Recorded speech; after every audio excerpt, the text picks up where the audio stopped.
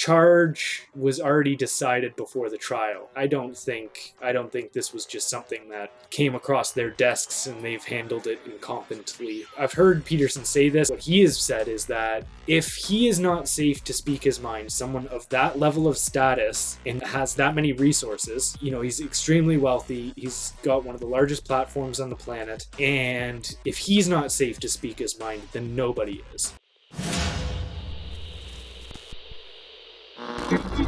What's going on, you sexy mothers? You are about to listen to a conversation with Liam DeBoer, one of my favorite content creators who, in his own words, champions heroes, roasts villains, and tries to figure out what makes us one or the other. Are you the hero or are you the villain? It's like Batman says in The Dark Knight.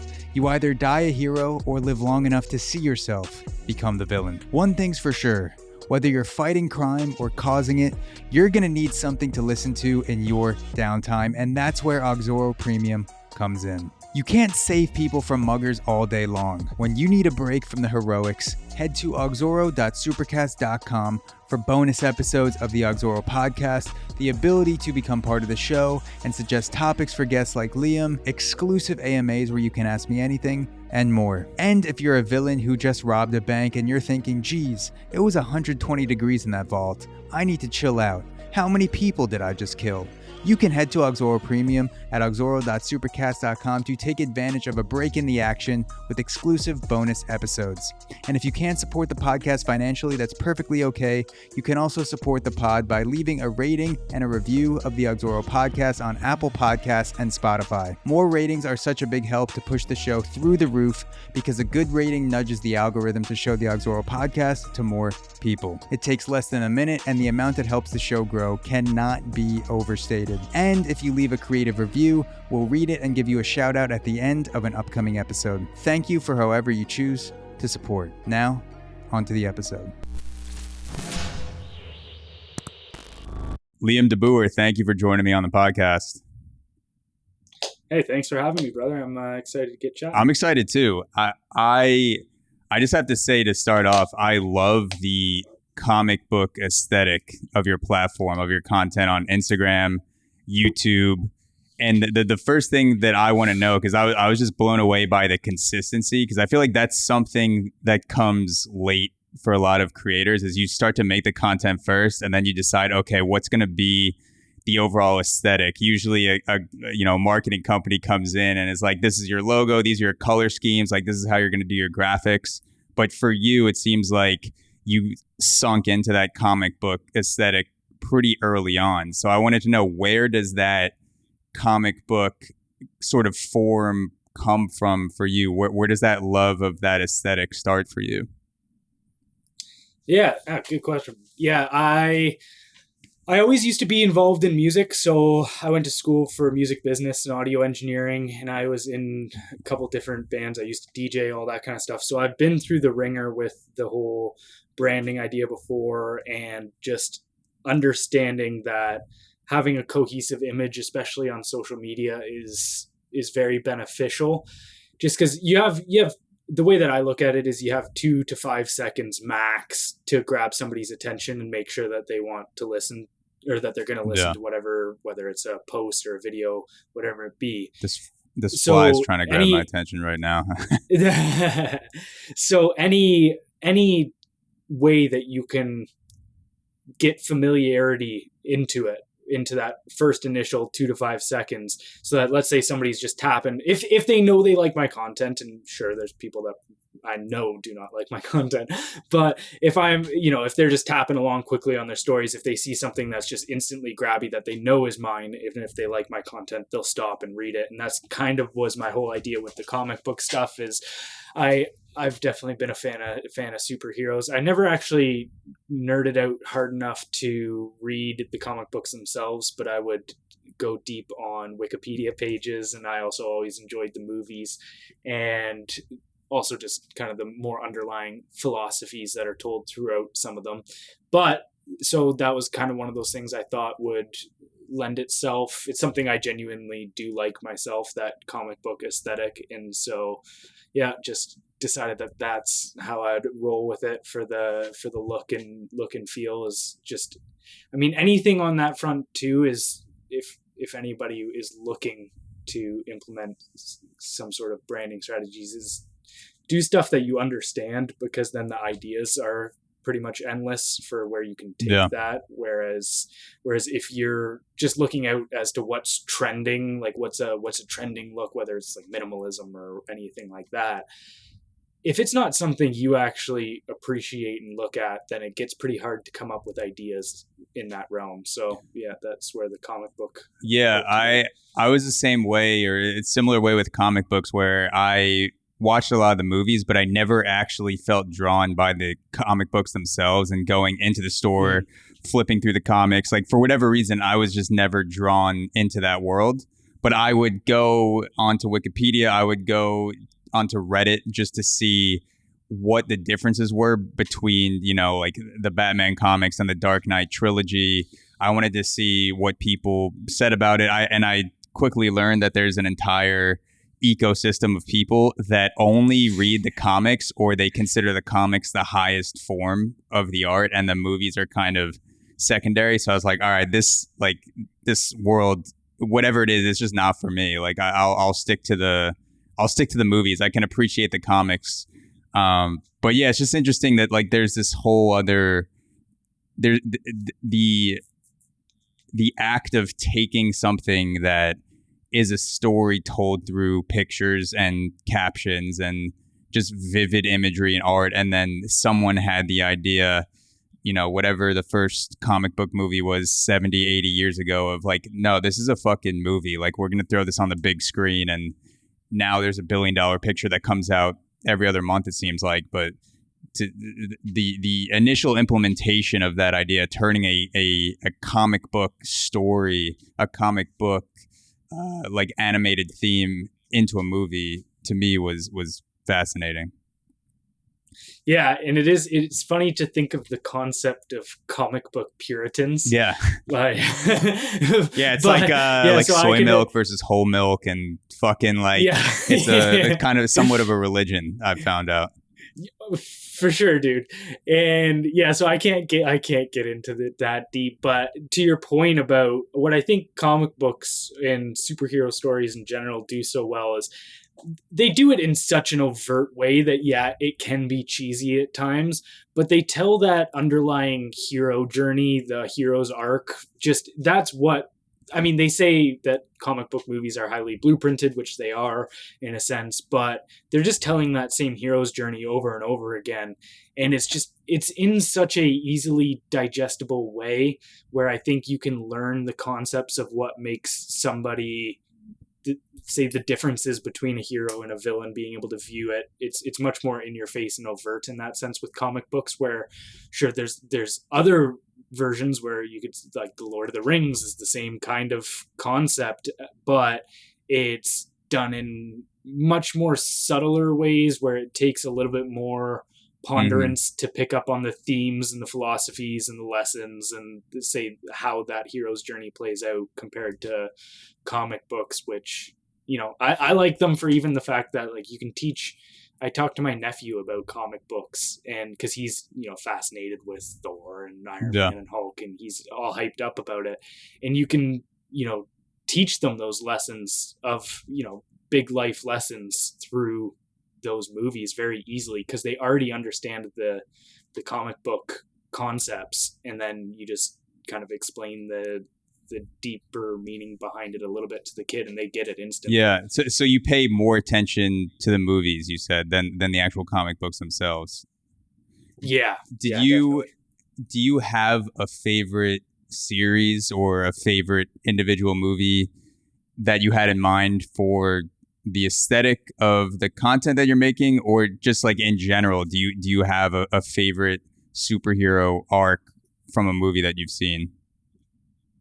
I was definitely always a Batman guy. Yeah. Like I remember I was probably grade 8 or 9 when The Dark Knight came out, and I remember seeing that and just being like, this is so sick. Yeah. Like these are the movies for me. It sucks that, you know, we haven't really had many comic book levels on that kind of brilliance since, but So I definitely like the darker DC kind of stuff, but I wouldn't say it was like, in all honesty, there's not that much thought that comes into it on the branding side for me. I would like to at some point, when I like, as soon as I monetize this channel, which I mean could still be a year or two away from what I'm looking at, but I would like to be able to just hire on an artist and come up with our own style and pull from, say, comic books, and then be able to be a little bit more specific. But essentially what I'm doing on social media right now with the comic book style is I find like a topic, and like, let's say I'm talking about something war related, I'll just Google image search war Marvel comics. Or DC or war DC comics, see which one best suits the theme that I'm talking about, and that's about the limits of the thoughts that I put in. So I remember exactly where I was when I found out that The Dark Knight was coming out the summer of 2008, I believe it was. And I was on a field, soccer field, baseball field type complex. I remember one of my friends was just talking about it, and then that was going to be one of the main things that we did that summer was go see The Dark Knight. It looks so fucking good. I thought it was amazing. I appreciate The Dark Knight every time I watch it a little bit more. And it's one of those movies where if it's on TV or just by chance comes up, I will watch as much of it as I can wherever it starts. It was the performance. I feel like obviously Heath Ledger was great in the Dark Knight, and that's an understatement. He was unbelievable in that role. He became the Joker, but I feel like the series in general, and since we're talking about the aesthetic, the aesthetic of the Dark Knight trilogy with all of the nuance of good and evil, and not necessarily good versus evil, but just the nuance of having that battle not be completely clear, and it's within every character. There's the good and evil within every character in that series, and it wasn't afraid to get into the dark shit. And now, for whatever reason, the superhero movies that come out seem much more, I don't know if childish is the right word, but much lighter. Yeah, it could be child, but like not they're not willing to engage with the darker aspects as much or at all, like the Dark Knight series was, or even the Spider-Man series with Tobey Maguire. I thought, that is by far, to me, I enjoy those way more than the Spider-Man movies coming out now. It just seems like, I don't know, for whatever reason, that period in time of the early mid 2000s, the darkness was much more on brand or just on theme for the superhero movies. Well, it makes it feel more realistic, because we know that the world doesn't manifest itself in sunshine and rainbows like the Marvel movies portray a lot. And even when shit goes wrong in it, that's why I thought Infinity War was such a great movie, is because it was dark, and at the end of the movie you're like, what the fuck, they lost? Yeah. Like you left the movie with like no feeling of like consoling or just even resolve. Like you just felt like that. I don't see that happen. So that's why I thought that was probably the best Marvel movie. But to your point, I think what made The Dark Knight so good was that very realistic aspect of it. And I love the Joker for that reason, in the philosophy of the Joker, which is that, he says at the end of the movie where, madness is like gravity. All it takes is a little push. And it's one of those things where the whole movie, he's trying to prove that people are just one bad day away from being just like him. And it, it's maybe a bit of an oversimplification for sure. But at the same time, I think that does speak to a very deep philosophical truth that I play with a lot. And I even try to get it into my content here and there, which is kind of that idea of Solzhenitsyn, where he says good and evil isn't divided between party lines, nationalities, or ethnicities. It's the line of good and evil divides every human heart. And so that's essentially what the the Joker character represents is, trying to pull the dark aspects of humanity out of itself and put them on full display. Yeah. That's what he gets off on. And that movie just did it so well, even. Yeah. Yeah. And I think it's healthy to be aware of those darker aspects of yourself. And what comes to mind is that typical example, if there's a murder or domestic violence incident, and the newscasters come and they swarm the house and they're asking all the neighbors, what did you think about this person who committed this crime? What did you know about them? And every single person says, I never saw this coming. Ted was such a good guy. I would never think he's capable of doing something like that. And when I hear that, I always think to myself, I could do that. Like if I'm capable of committing acts of violence and I'm capable of causing harm to other people, I just choose not to. And hopefully I continue to, choose not to unless it's a situation that calls for it. But I just think it's fun to talk about those type of things where you're talking about like the darker aspects of human nature. And then it's also good to just know that, yeah, you could, if you had the right combination of unluckiness and shit circumstances and maybe a little bit of mental health issues, or you're on some fucking drug or something that makes you go a little bit insane, and there's this whirlwind comes together and you end up doing something like that. I feel like being aware that is a possibility of human nature makes you less likely to engage those sorts of actions.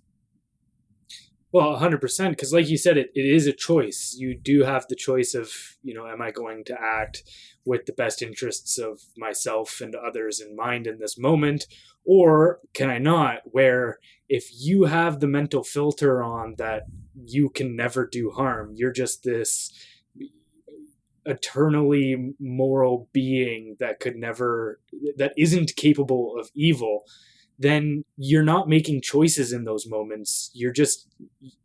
You're unconscious in those moments completely if you don't understand how you could become the monster per se. And so, yeah, it's if you can't admit that aspect of yourself, then you're doomed to become it. Like the people that sit around and say, oh, I never would have been a Nazi, to take it to the extreme, the person that says I never would have been a Nazi is the most likely to be a Nazi, because they would have no understanding of the dominoes that fall in the human mind to be able to create that circumstance where we become Nazis, because it doesn't just happen like that, but you can be led over time and through immense emotional distress and propaganda and all that kind of stuff to do that. And so, yeah, you have to know what those signs are, what the dominoes that fall are, in order to actually avoid becoming that. Yeah, it's funny how people never apply the lens of morality to the time period they're talking about. Or I don't want to say people never, sure. Like just sometimes I hear conversations where people talk about a past era, but they don't apply the lens of morality to that era to talk about the actions that are so despicable, like obviously Nazism, or if you go back further, you have fucking like brutal times of war where humanity just like the act of being human, or the essence of being human wasn't sacred. You kill someone and it's like an afterthought, and that was for a lot of human history, most of human history, and the idea that you can't. I feel like it's almost like if you project morality into the future, let's just say that 100 years from now, people view people in 2023 who eat meat in the same lens as we view Nazis. Like we're like there's people, you don't even have to go 100 years in the future. There's people that think that today. What Yeah. There's a vegan debater at the Oxford. There's a vegan versus like the morality of meat consumption debate at Oxford, and one of the ladies said that meat consumption is inherently linked with white supremacist Nazi culture. Okay, so yeah, maybe I would only have to go 2 years from now instead of 100 years from now. But but just some example like that, and the specific example is pretty arbitrary, but just like something that's considered evil 100 years from now that today is considered not that bad or semi-normal. If you were told that right now, you'd have no incentive to change because the moral pressure from society just isn't there. But of course, if a Nazi was pushed forward 50 years in time and started doing Nazi things in places that were not Nazified, he'd find a lot of pushback from society that just wasn't there while that person was alive.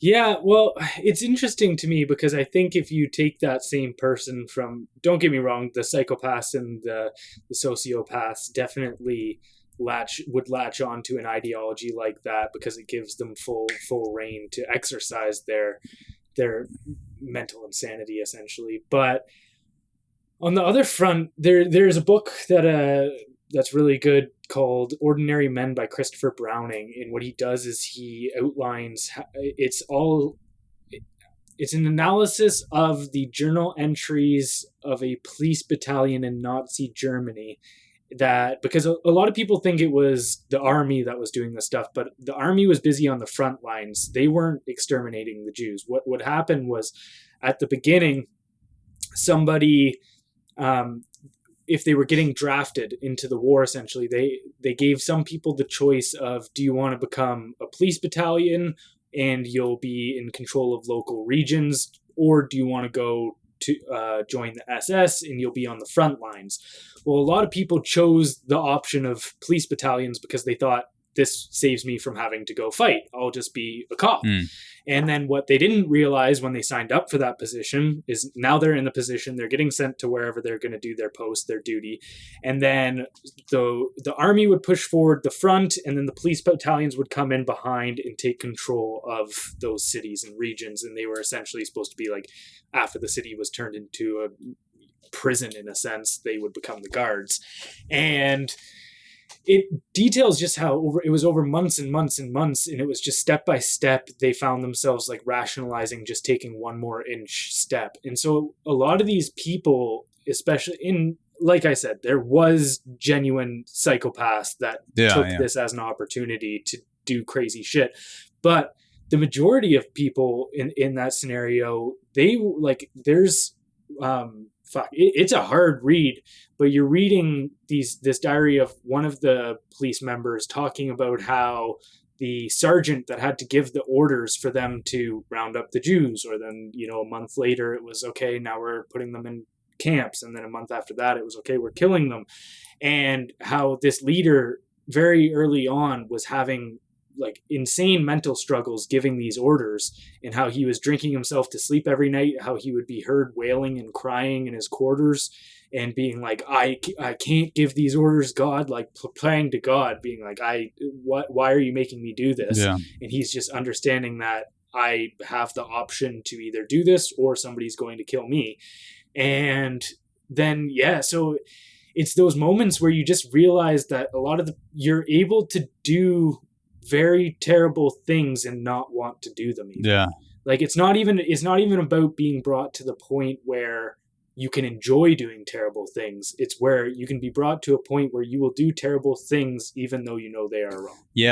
And just hearing that, I wonder how much nationalism and patriotism masks the symptoms of the darker things going on within a country that a lot of people may not know the full brutality of, who live in that country. Like, for example, I'm sure a lot of the soldiers, a lot of people in the German army, the first time they heard about Germany taking over the world, I'm sure that concentration camps weren't like page one in the brochure. It was like, we're gonna, German pride, we're gonna fucking take over the world, no one's gonna stop us.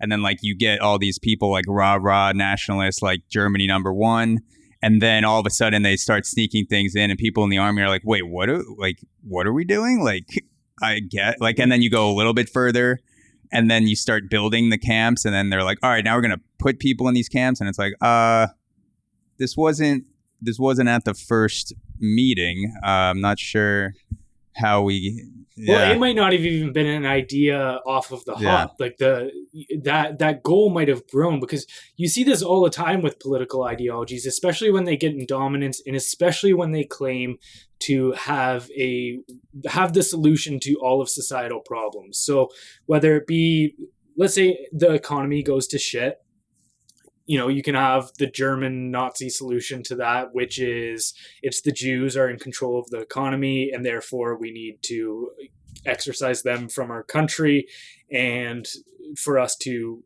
restabilize the economy. Or you've got the Soviet answer to the Marxist answer to that, which is the bourgeoisie. It's an evil capitalist class that uses this system to inherently oppress the proletariat.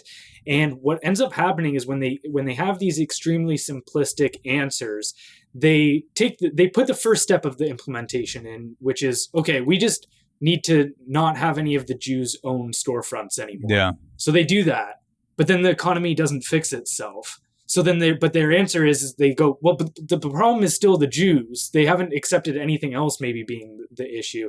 So then the only option for them is to come up with the next solution and the next solution. And when that doesn't fix it, then they have to go deeper. I mean, you see it now even with, say, progressive issues where it's, okay, we need the government to hand out welfare checks to people, but then poverty continues to rise. Well, what's the answer? To give people more welfare checks and all of this. And so those things where people might not even sit down and say, wait, this wasn't in the initial meeting. It might not have even been a thought for anybody at that initial meeting, but it's just steamrolled when you think you have the one solution. And then the answer is, if that solution isn't working, it's just more of that solution. Yeah. And then you get to Hitler's final solution. Yeah. I saw Oppenheimer about a month ago, and then I started reading the book American Prometheus that it's based on. And right now I'm at that point in the book. This is in the early mid-1930s when a lot of the Jewish scientists started to get kicked out of Germany, and they're looking for staffing positions in American universities, other places in Europe. And there are letters and quotes from Oppenheimer and people close to him where you can tell they're like, yeah, this is kind of weird, but there's no real fear there yet. It's just like, yeah, well, come to Cal Berkeley, join this lab. This person can go here. We'll figure it out. And obviously they had no idea what was coming, but it's just like kind of an insight at that time to what you're talking about, where you see these initial things like not having Jews teach at universities or having positions of power intellectually or financially. And it doesn't set off the full alarm bells, but then it just gradually progresses. It doesn't happen all at once. Yeah, exactly.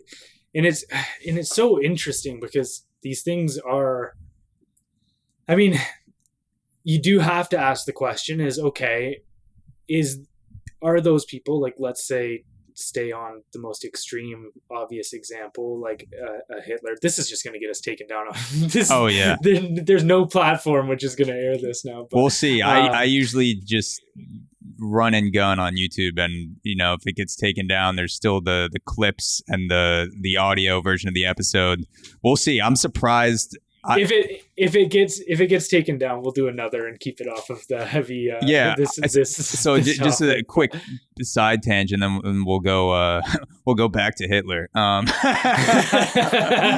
forbid we get away from Hitler.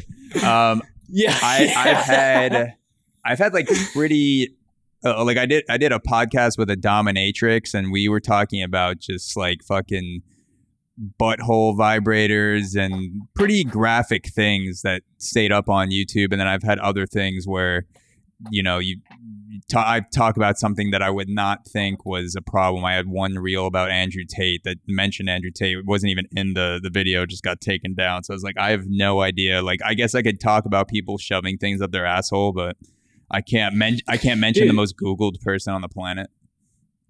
To go on that note, there's just certain words, like you could say, like sex, and all of, like, just saying that word is going to get your reel completely down boosted. Even if you're using it in, say, the biological term, just that word will get your reel completely throttled.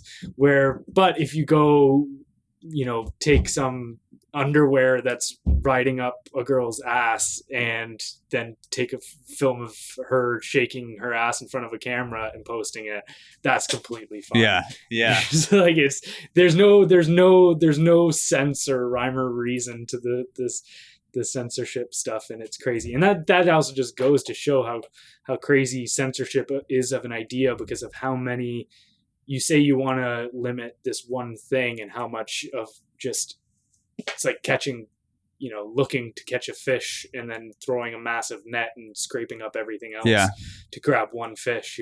You're just blocking out a bunch of actual information because you're scared of this one thing.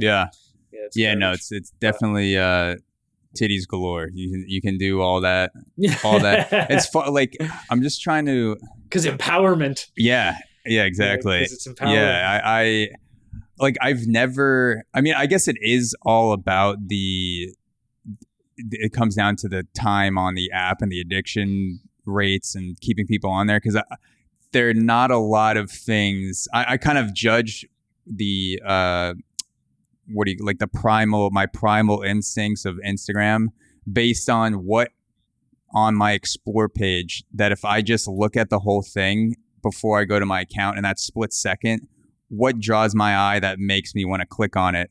And usually it'll just be like some thought where I'm like, oh, I want to see, like, if she's as hot as that split second she looked, or but it's like, it's pretty powerful. So I guess that's crazy. I get drawn by those exact videos too, but all that's going through my head is, I wonder what her personality is like. Oh, exactly. Yeah, that's why I follow her, and I asked her to explain to me the rise of 1930s Germany, and I want to know. Yeah, I want to know, like, intellectually where she's at. That's the only reason why I look at those sort of posts. It's so just, like, intellectually stimulating. So when I look at your page, and I had the pleasure of going through your YouTube channel and also the Instagram clips that you pull out of the YouTube videos, it seems like it's like you're not just fascinated by history and political ideology, but you also get into the psychology of it a good bit, and, like, what drives people to want to do different things. What do you think is the genesis for you that draws you to that intersection of politics, but also psychology, and not just politics, but really, like, political pop culture things going on, and the crossroads of that with psychology? Ooh, yeah, that's where to go from there? Because it's really interesting. I guess it starts. No, yeah, because it's not just that. Like, this happened, but it's like, this happened, and here's why I think people acted this way. Yeah, because I'm fascinated by human behavior, is what I've realized, and that's what everything that I focus on really boils down to.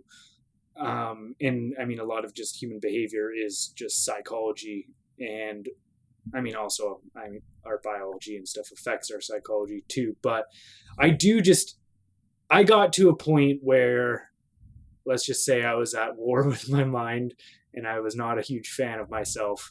And you start to go down a certain rabbit hole, because I've never been I'm like a hardcore introvert despite talking online. But the idea of, like, going and talking to a stranger at therapy was just not a thing for me. I did it twice, and then I was just like, I can't talk to this person about what I'm thinking or feeling. That I have no connection to them whatsoever. And so I just started learning psychology for myself, but then just going back to the people that the people that write the textbooks get inspired from, like the Youngs, the Viktor Frankls, the Adler, Freud, all of these. And then also, I mean, a lot of philosophers in a sense too are just, they talk about human psychology and behavior, just not in such a direct kind of analytical way. But so I just got obsessed with all of that stuff from a personal level. And then I feel like once you understand yourself on a deep level, because that was the goal, was just understand me. Once you understand yourself, then you kind of understand everybody. And if you actually can be self-aware enough to look at the bad aspects of yourself as well. Because, I'll talk about people being completely rooted in their ways politically and not being able to accept other ideas and all of that stuff, and I'll break that down and where that comes from. But that's the only reason I understand that is because I first saw it myself. And I was that guy I was always very good at discussing ideas. So if I was sitting down at a table with somebody whose ideas I didn't like, it was pretty easy for me to stomp on them, essentially. And then I could see those exact same flaws in myself. And then it's just like, then you just start to see, it's like, okay, well, what I was dealing with is what all these people are dealing with. It's the exact same thing in our nature. And then, so yeah, I think if you end up thinking about that stuff on an individual level long enough, you just start to understand it on a collective, or at least, who knows, maybe I don't understand it at all and I'm just completely talking out of my ass online here. But on the other side, then it's like, yeah, it's most of them are personal insights that I just extrapolate and put onto a more public discussion. Yeah, so you're reading these psychologists, philosophers, also comparing that to things that are going on, like Thomas Sowell, wokeism, and then you're making the video, but you're also thinking about how that applies to yourself and what does that mean for me as a human being, humanity, like all this, fucked up whirlwind shit that goes on. Yeah, for sure. And I love that is just a lot of my content could just be described as book reports. like book reports are boring as fuck though. I enjoy watching your videos. They're very engaging. It's book reports are putting quotes on a trifold and then standing in front of it, hoping someone doesn't ask you to actually explain the book, and you're like, fuck, I gotta talk about this thing that I didn't read. And speaking of that, like one of the books that I didn't read thoroughly in high school that I should have is 1984. And I know that you quote 1984 a lot in your content. And I actually made a note to go back and actually read it this time instead of just, breezing through the Spark notes to pass a pop quiz. But it is fascinating, like that intersection that you're exploring with psychology, not only of yourself, but other people, and then also how that affects politics. Because I feel like the whole political landscape is set up to undermine the best parts of human psychological interactions. Everything is a team. Everything is right and left. Everything is like, I'm not asked, like, the first thing you ask people is, what side are you on, rather than what do you think of this specific issue, and then seeing your thoughts as a nuanced but also well thought out collection of different issues. And just because where someone stands on one issue, or just because you stand somewhere on one issue, doesn't mean that you can just check that all across the board. But I feel like if you're going to participate in a lot of the mainstream political discussions, it almost incentivizes you to quiet your own psychological insights about yourself and kind of just like go with the narrative instead of questioning anything. Yeah, no, 100%. It was actually funny, right? This kind of feeds into something that happened right before I hopped on this podcast. Was my roommate had some friends over, and he just mentioned to me, he was like, "Oh, you're he's like, you already done the podcast, or you hopping on it now? And then somebody was just like, oh, you're on a podcast, what do you talk about? And I just said kind of like philosophy, politics, culture, that kind of stuff. Vibrating butt plugs. Yeah, vibrating butt plugs. I'm a really good Hitler conversationalist. Oh yeah, especially while I'm using the butt plug. That it stimulates the spinal connection between the brain and the buttocks. Yeah. And so she was like, oh, well, you're not like going on a conservative podcast, are you? And I was like, no, I don't think so. And she's like, okay, well, I'm glad my reproductive rights aren't in danger here. And to me, I'm just like, that's just such a fascinating mental frame that, you know, there's either people think like me or my reproductive rights are in direct threat. Yeah. It's like that's the binary of the world. And to go to your point about, so that was your roommate? Roommate's like friend of a friend. It was like, third association. Talking about this podcast, saying, I hope it's not a conservative podcast. Yeah, that just makes me want to get a bald eagle "Make America Great Again" tattoo across my chest, and to host the next podcast like that, just with no shirt on it, and then send that person a picture and be like, "What do you think about this?" Yeah. But yeah, I think to the point about, I was going to wrap it back up into 1984 here, where you're talking about. I think where people make the big mistake on 1984 is believing that it was a book about like the physical description of a totalitarian state, where it had nothing to do with that. And when I liken things to today from 1984, I'm not describing it in a physical sense or material sense at all. It is completely psychological, because that's what that book is talking about. That book is essentially a textbook on totalitarian psychology. It has nothing to do with, you know, people will say, oh, well, we're not in 1984 because there isn't rubble everywhere, and we're not living in a decaying industrial society. And well, you could argue we are, but that if it doesn't look like that as they portray it in the movies and the pictures exactly, that it's not how it is today. But what I think they did so well in that movie was just in the book too. Like, if anybody wants to watch the movie, it's pretty solid. It's old though, but is showing how essentially it was just us versus them. Like either you think like us, you think like the group, or you're a direct threat to my life.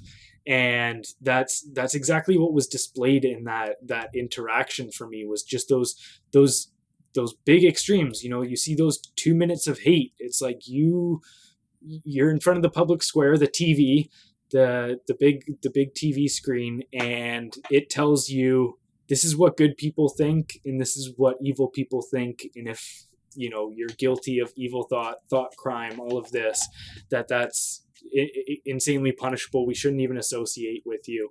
And so that's where I see a lot of those similarities, and I like to talk about it a lot because people do kind of have a frame of reference to 1984. They just understand it. So same kind of thing with that comic, what I was talking about with comic books, where they already understand the concepts a little bit. You just have to mildly explain it, and then it'll click.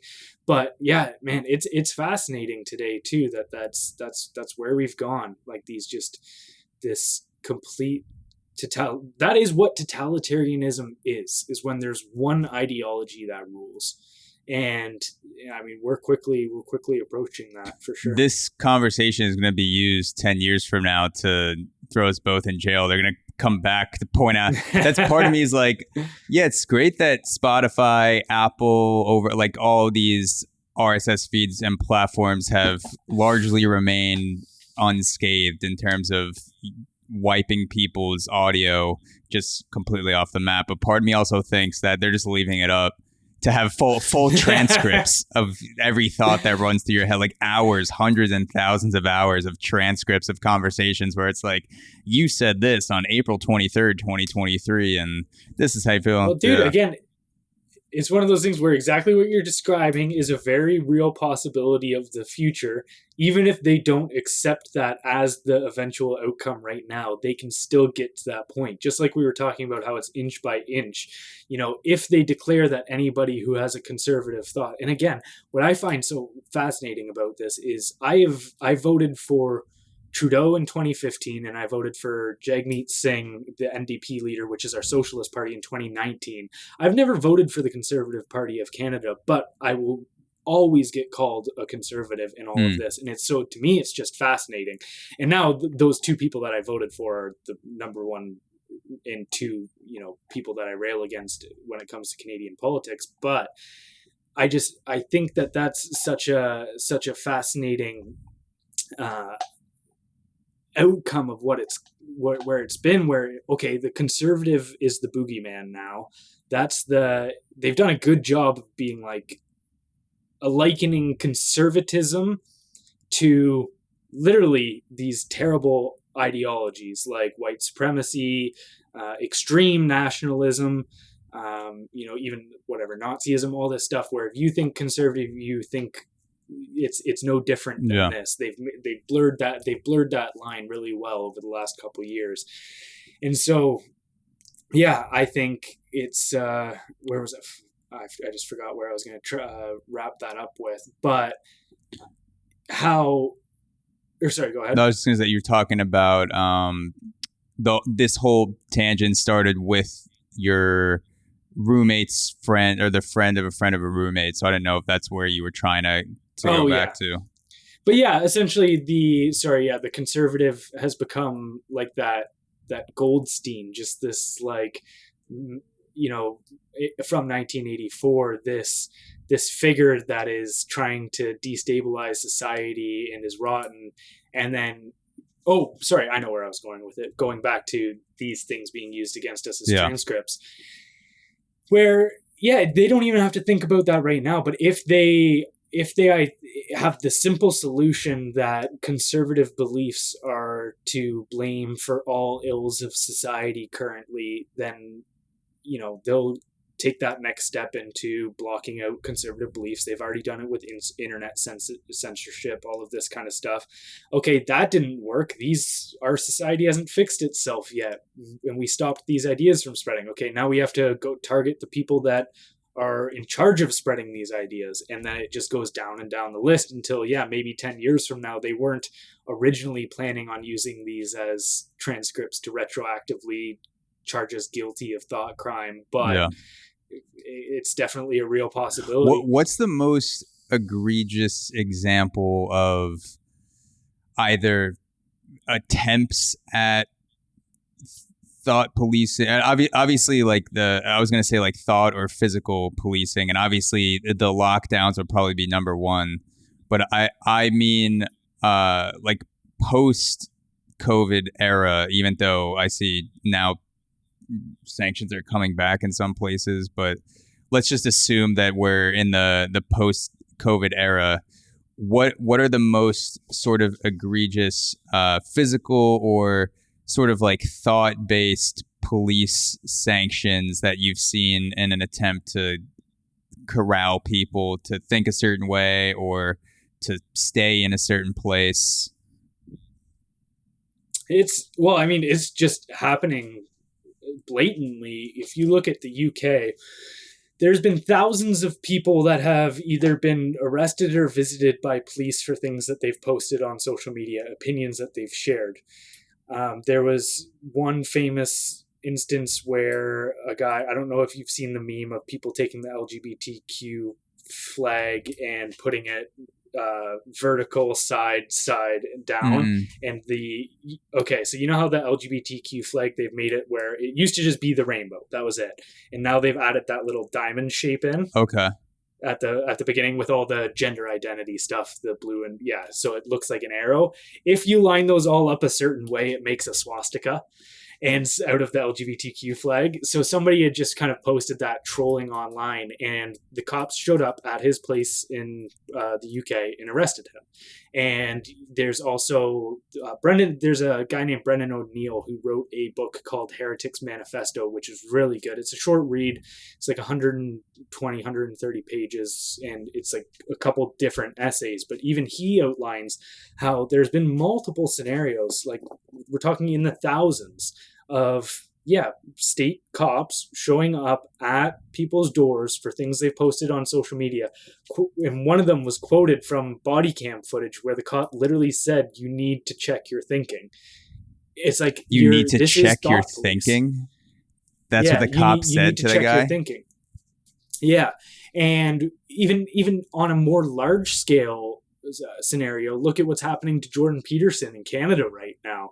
He's being put on trial essentially for being a disgrace to the profession of psychology, because the board of psychologists in Ontario that essentially are in charge of the licensing for psychologists declared that he has disgraced the profession of psychology with his political beliefs and actions online on Twitter for what boils down to criticizing Trudeau in what they deemed politically incorrect ways.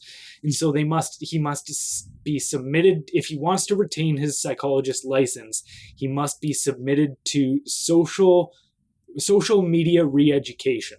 They're literally using Marxist terms of re-education to, you're thinking too conservatively.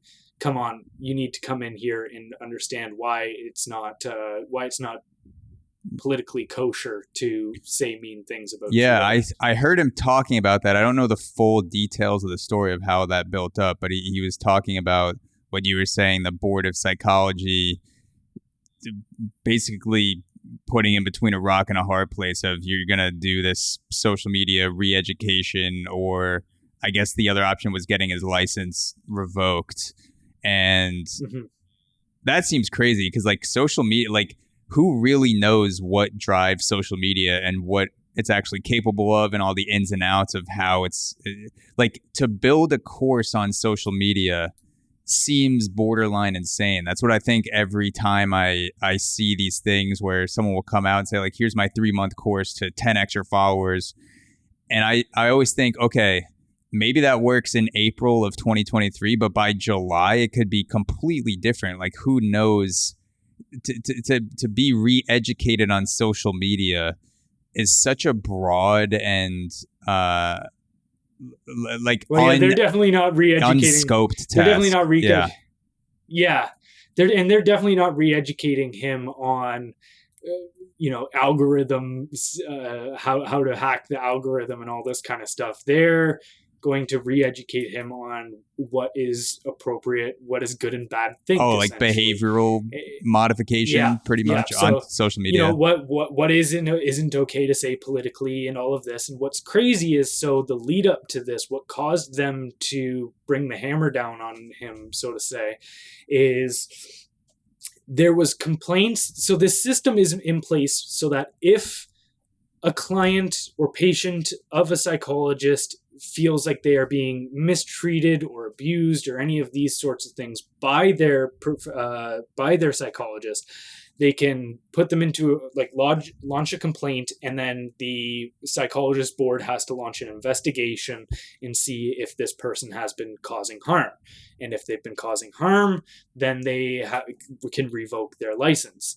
And what they've done in Jordan Peterson's case is they got complaints from multiple people that claimed to be his patients or clients, and it turned out that they were completely lying on that, and that these weren't actually people that he's worked with. They were just internet people claiming to have been in contact with him and saying that they don't feel safe because of how he conducts himself online and such.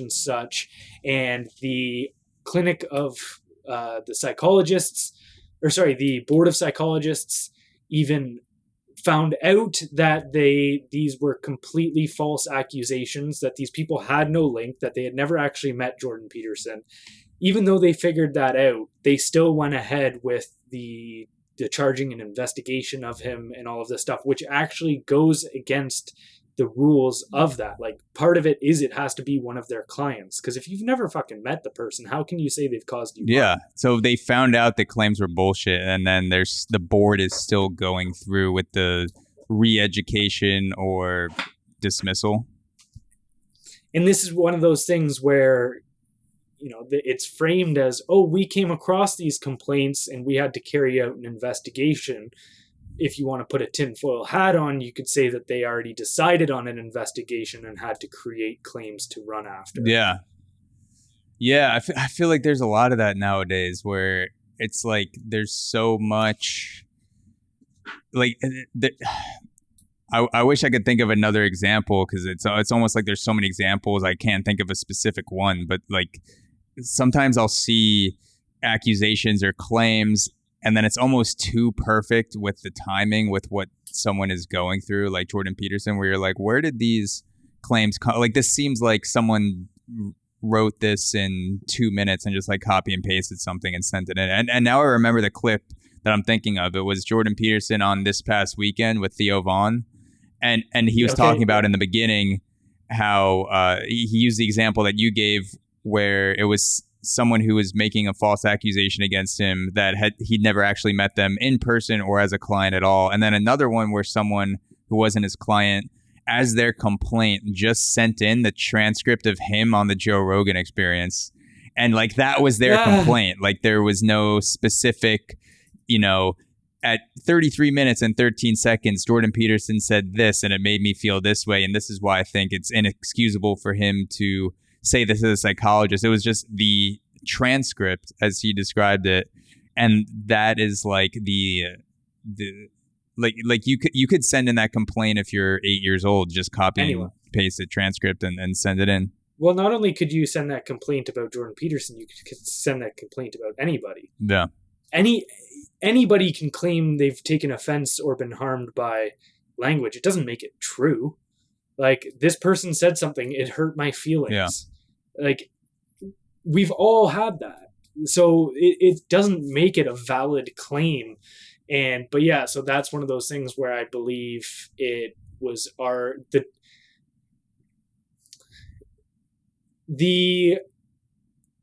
what's the word I'm looking for here? The charge was already decided before the trial. Like, they predetermined. Knew what they were.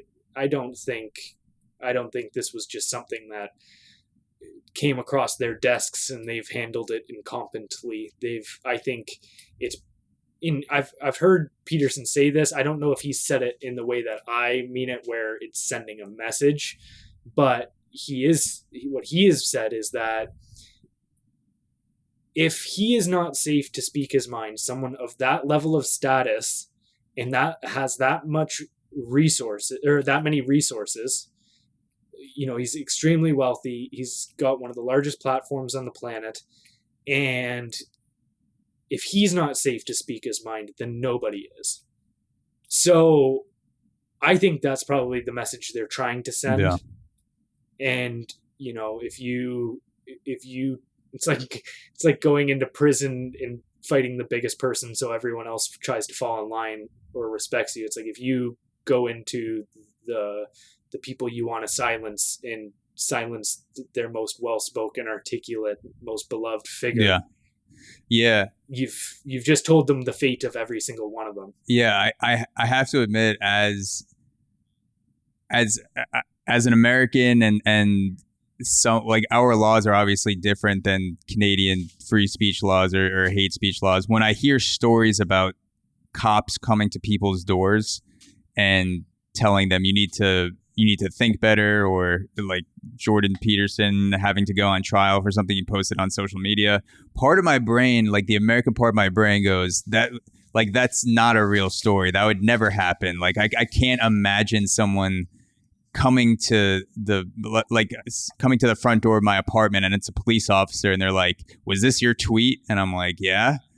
And then they're like, well, you know, fucking figure it out, because we're gonna pull you down if you don't stand in line. Like, that seems so ridiculous from my perspective, but I obviously know what's going on. But there's just something in my brain that it's almost like when you hear about a natural disaster, but it's in another country and you're like, yeah, that sucks, but it doesn't feel real to me. Mm-hmm. And, maybe it won't feel real until it happens, knock on wood in the US. I hope it never does, because I really fucking love our free speech laws. But I don't know. Do you ever feel, do you ever think about leaving Canada? I'd love to. Yeah. Yeah. It's just whether it's feasible at the moment. I'm definitely working my way there. I'm hoping in the next couple of years I'll be able to go both from personal wise, but then also just from, I could see, not to be melodramatic about it, but I could see things going very poorly here in Canada over the next few years. But I also see the light, and I choose to think that I choose to remain hopeful that that's the way it's going to go, because I don't see much public support for that kind of stuff at the moment. I think they do a pretty good job of not making sure a lot of people know that this is going on, but anybody that I come across that do know it's happening, they're all very against it as well. Like, nobody is happy with the way things are going in Canada, even if they can't explain it. So that gives me hope that the regime, so to say, isn't going to be successful in enforcing, say, or restricting free speech. But we'll see. I mean, have you seen what's happened with our internet? I saw the C11 bill. Yeah, Bill C11, which is given what it was streaming, described right? as. There's something to do with online streaming. Yeah, so what it's described as, so we have a thing called the CRTC, which is it's essentially the broadcasting bureaucracy that overlooks the regulations for TV and radio. And critical race theory communication. So they've got some things where, for instance, 25% of radio play in Canada has to be Canadian artists. So they've got things like that to support essentially Canadian artists. I don't think it actually does, but because then essentially all you hear is Drake. It's not like they're playing a wide variety of Canadian artists. Yeah, it's like they made the law. They just play the five. They made the law that benefits the number one pop star on the planet. Yeah, they're like, we'll just throw on some, fucking On God, Drake, Justin Bieber.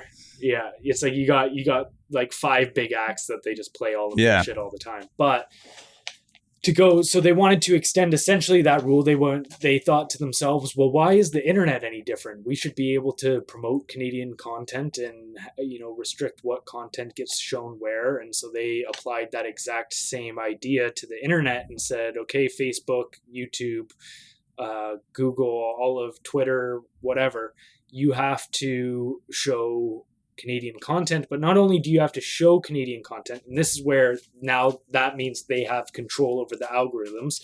Okay, we're now going to hijack your algorithms, and we are in charge of posting and making sure what content gets shown on people's feeds. Wow. And then also on the back end, they wanted it. There was a financial aspect to it as well, where Facebook and Twitter and Google was going to have to pay the news outlets, so the government here heavily subsidizes the mainstream media, and the mainstream media is not getting any and nobody listens to it here anymore. So they are completely propped up by government funding. They spend $1.4 billion annually on subsidizing media outlets, which essentially goes to the 3, maybe 4 main ones. So this was their idea of creating extra revenue to make sure that their propaganda machines don't collapse, because they're just financially bleeding money right now. Well, I mean, the taxpayers are financially bleeding money to keep these propaganda wings alive, essentially. So they wanted to start making Facebook and Google pay for them.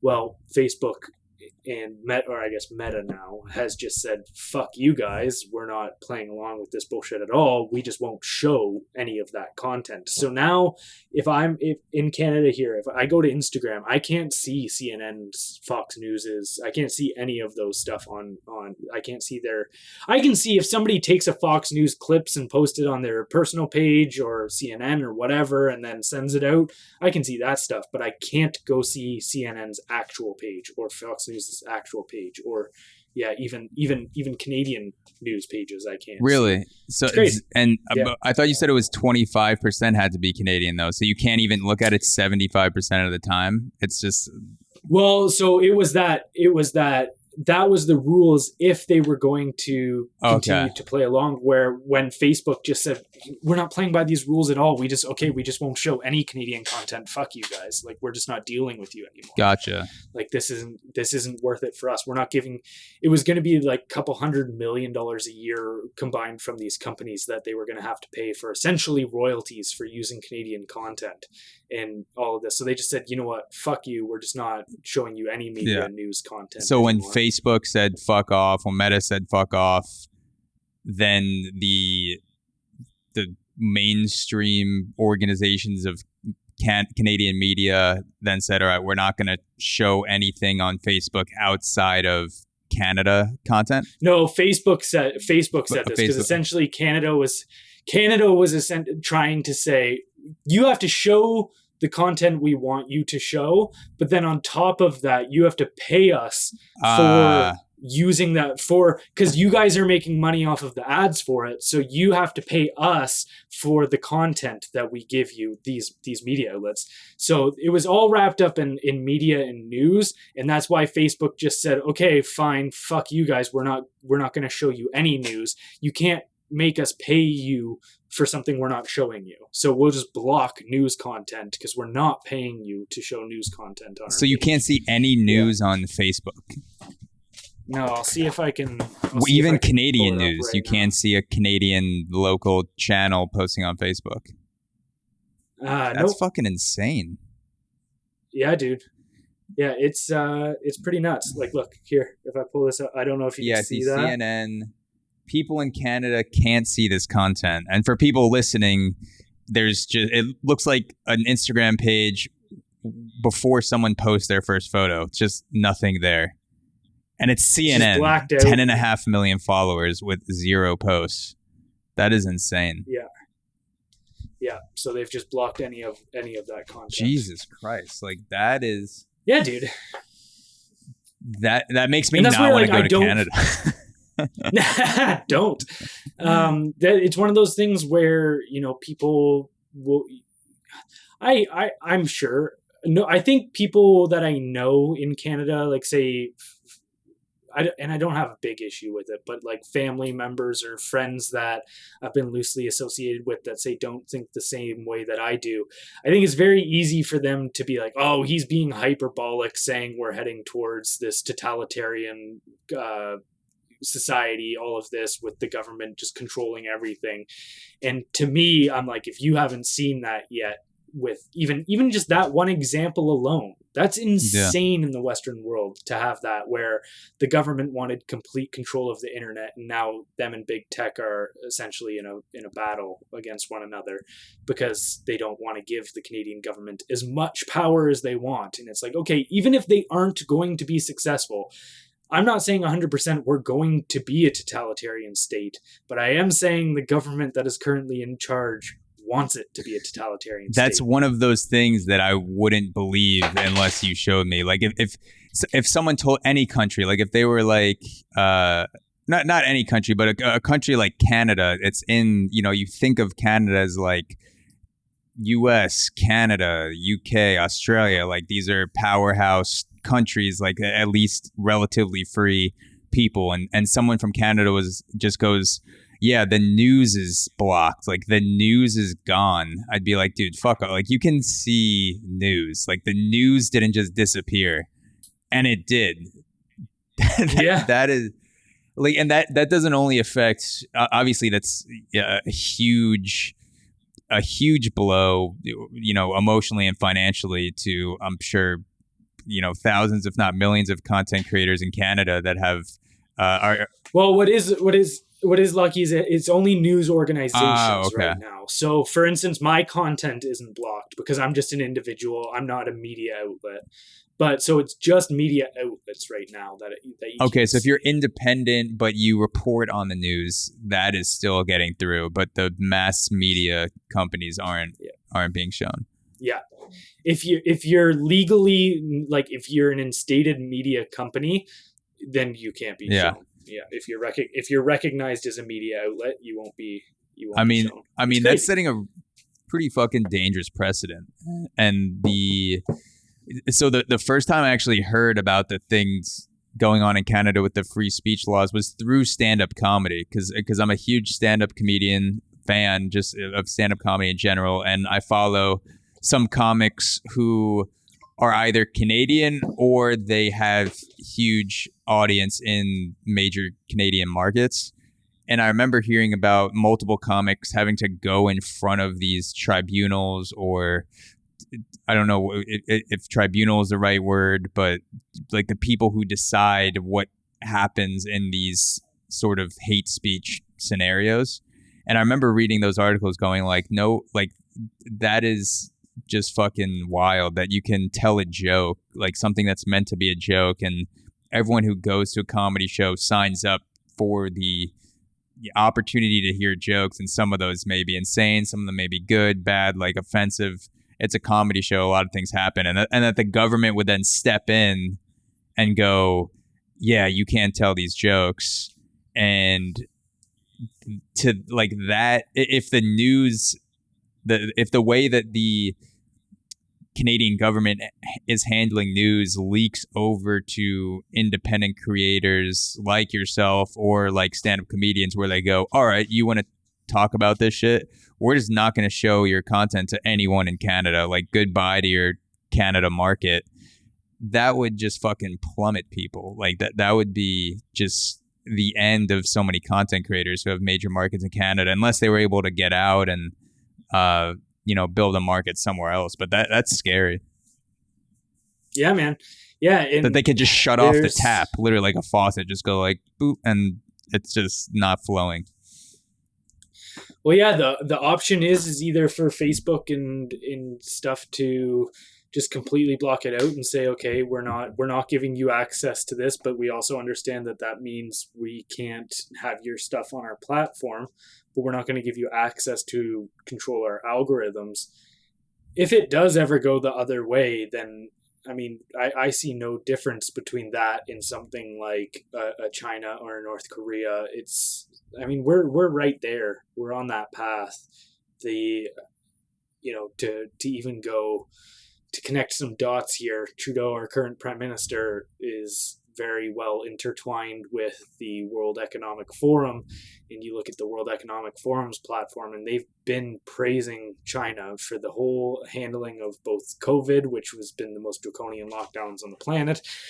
And they've been praising them, saying that they're the model. They're the model that the rest of the world should look after. And everything that I look to that Canada and our current government is doing is following that model. Yeah, no, again, it's crazy that Canada is becoming an anti-free speech state like that if it continues going in the same direction. Because you hear Canada and I just think, my fucking American brain, I'm like, people are chill, they're just fucking playing hockey, drinking beers, having a good time. And then you got a guy like Trudeau that's just trying to block out all the fun, all the good shit, taking away anything controversial, which is what makes the internet so fun in the first place.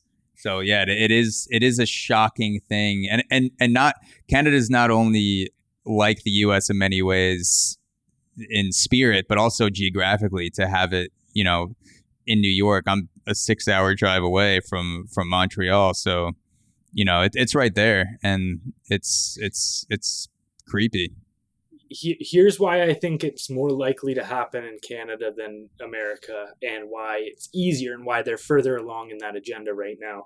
Because, I mean, a lot of the politicians in America are completely on board with this same World Economic Forum agenda. It just is harder to gain traction in America for those ideas, because I believe the idea of freedom and liberty is much more intertwined with America than it is in, say, somewhere like Australia or Canada or New Zealand, these other Commonwealth countries, because you guys fought for your liberty and freedom. We, maybe you can call it, negotiated for it peacefully. So it's not, it doesn't feel like our freedom and liberty is something that was like entrenched, we earned, that we are proud of. It's just like, it's like happenstance we got here. A lot of the people don't realize that. So the concept that it could ever be even in threat, because we've never had to fight for it in the first place. Because if you've fought for something, then you know it's under threat. Where in the case of Canada, our freedom was never fought for, so we don't know that it can slip away, I think. And I think that's kind of like a deeper, I guess, reason for why ideas like these get more traction in Canada than America. And then also, I mean, you guys have guns. Yeah, so I was going to say, if Twitter or Facebook ever decided to just turn off the tap of millions of independent creators at once in America, there'd be a lot of people racking shotguns going like, what the fuck did you just like, there'd be a lot more traffic in Silicon Valley outside of Meta headquarters, you know. Yeah. Well, there'd be a lot of pickup trucks in California, you know, in a pretty short amount of time, if anything ever happened like that. And then like it, obviously there are also a lot of things about America that are, you know, extreme misfirings too. There's a shit ton of problems here, but like one of the things that I love about the American spirit is that what the fuck are you doing? Like, no, like you're trying to do what? Boys, like, let's fucking go, like round them. Like I love that spirit of America. And my girlfriend's French, so we talk about this all the time, where she's like, people in America are, you know, they're so intense, and you know, so many guns, and there's this like you know, patriotic cowboy mentality, which is an oversimplification, over stereotypicalization, whatever you want to call it. But like, it is, I do feel it, like even in some of the states where you wouldn't think that would be as present, it's still an underlying thing where it's like, this is fucking, like, this is America. This shit is just not gonna fly. Yeah, for sure. And I think that's why a lot of this stuff that, and when you do see it seep into America, because I mean, you guys, there is some definite infringement on freedom of speech and stuff happening in America as well right now. And I mean, the whole judicial system and justice system down in the States, I think, is compromised deeply as well. And it's one of those things where America has to convince you I mean, it's the same way it happens here. I guess we're just easier convinced that these things are for your own good. Yeah. You know, it's that, oh, you want the censorship because we're going to stop hate speech. We're going to stop people from being mean. You just have to give us complete control of speech. Oh, well, yeah, we don't want anyone to be mean to one another. So, yeah, okay, that sounds like a good plan. Yeah. And it's like, we're walking into our own trap here, and I think they use our own morality against us in that way. And when I say they, I don't typically like when people I don't like when people say they ominously, but if I was to boil it down, bureaucrats and politicians. But yeah, I think we're walking into it. I think you guys are just more hesitant on that walk, and there's some people kind of saying, hey, you're walking off a cliff, but I think you're just maybe a little bit further behind in that on the same trail, which is scary. But I mean, I could see a way where in 5 to 10 years, shit could slowly slip in America. But I mean, I hope not. Yeah, me too. Going off of content creation, I was curious, do you ever find yourself susceptible to audience capture. And what I mean by that is you cover a lot of content that digs into the primalness of the controversy of society, where it's like people hear about it and they either feel one way or the other. There's no like that, I don't really have an opinion on it. A lot of it's just it fires people up, and there are a lot of things. There's a lot of like pressure. There's a lot of pressure when it comes to covering those sorts of topics. Do you ever feel like, because you've built an audience that may think a certain way or feel a certain way about a lot of the issues you've posted about, that you feel influenced sometimes to go with what you anticipate your audience might think about a certain video or have a certain perspective, as opposed to not? And I ask that because I struggle with that too, because sometimes I'll record 3 or 4 podcasts in a row with that may be more left-leaning or right-leaning on certain issues. And so depending on the most recent episode, sometimes I feel a pressure to please my audience. And for example, today I just got sent something with about a woman who's writing a book on AI bias. And I immediately thought, okay, this is just going to be like some woke bullshit, like how AI is, it's the algorithm, like we have to manipulate the algorithms to coincide with the identity politics to make sure that it's focused on groups of people and not the content and interests of people itself. But then I also thought, like, I don't know anything about what this woman is going to say. And there's definitely bias in AI. I've seen it. So maybe she's just going to, she could be talking about something completely different. And even if she is talking about what I anticipated, I could still have a different opinion. But I thought, like, oh, maybe I won't have her on because maybe my audience won't like it. And I quickly kind of corrected that and thought, let me just, like, I'll talk to her and just see what the fuck happens with that conversation. Do you ever feel pressures like that when you're creating the content? Yeah, I mean, it can. I think it's inevitable that that's going to play on your mind. And I mean, there's certain topics that I'll make because this stuff takes time. Like, especially, I put a lot of effort into the videos that I make. So if I'm going to make something, I'm not going to make something that I know is going to flop. So I do have to play a little bit to that audience.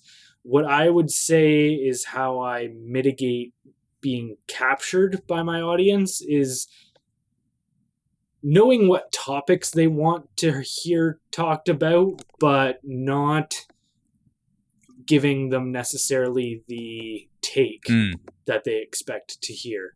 I'm not saying every thought that I've ever had or every video I've ever made is a complete thought that nobody else has had. Again, a lot of them are just from books that I've read, but I don't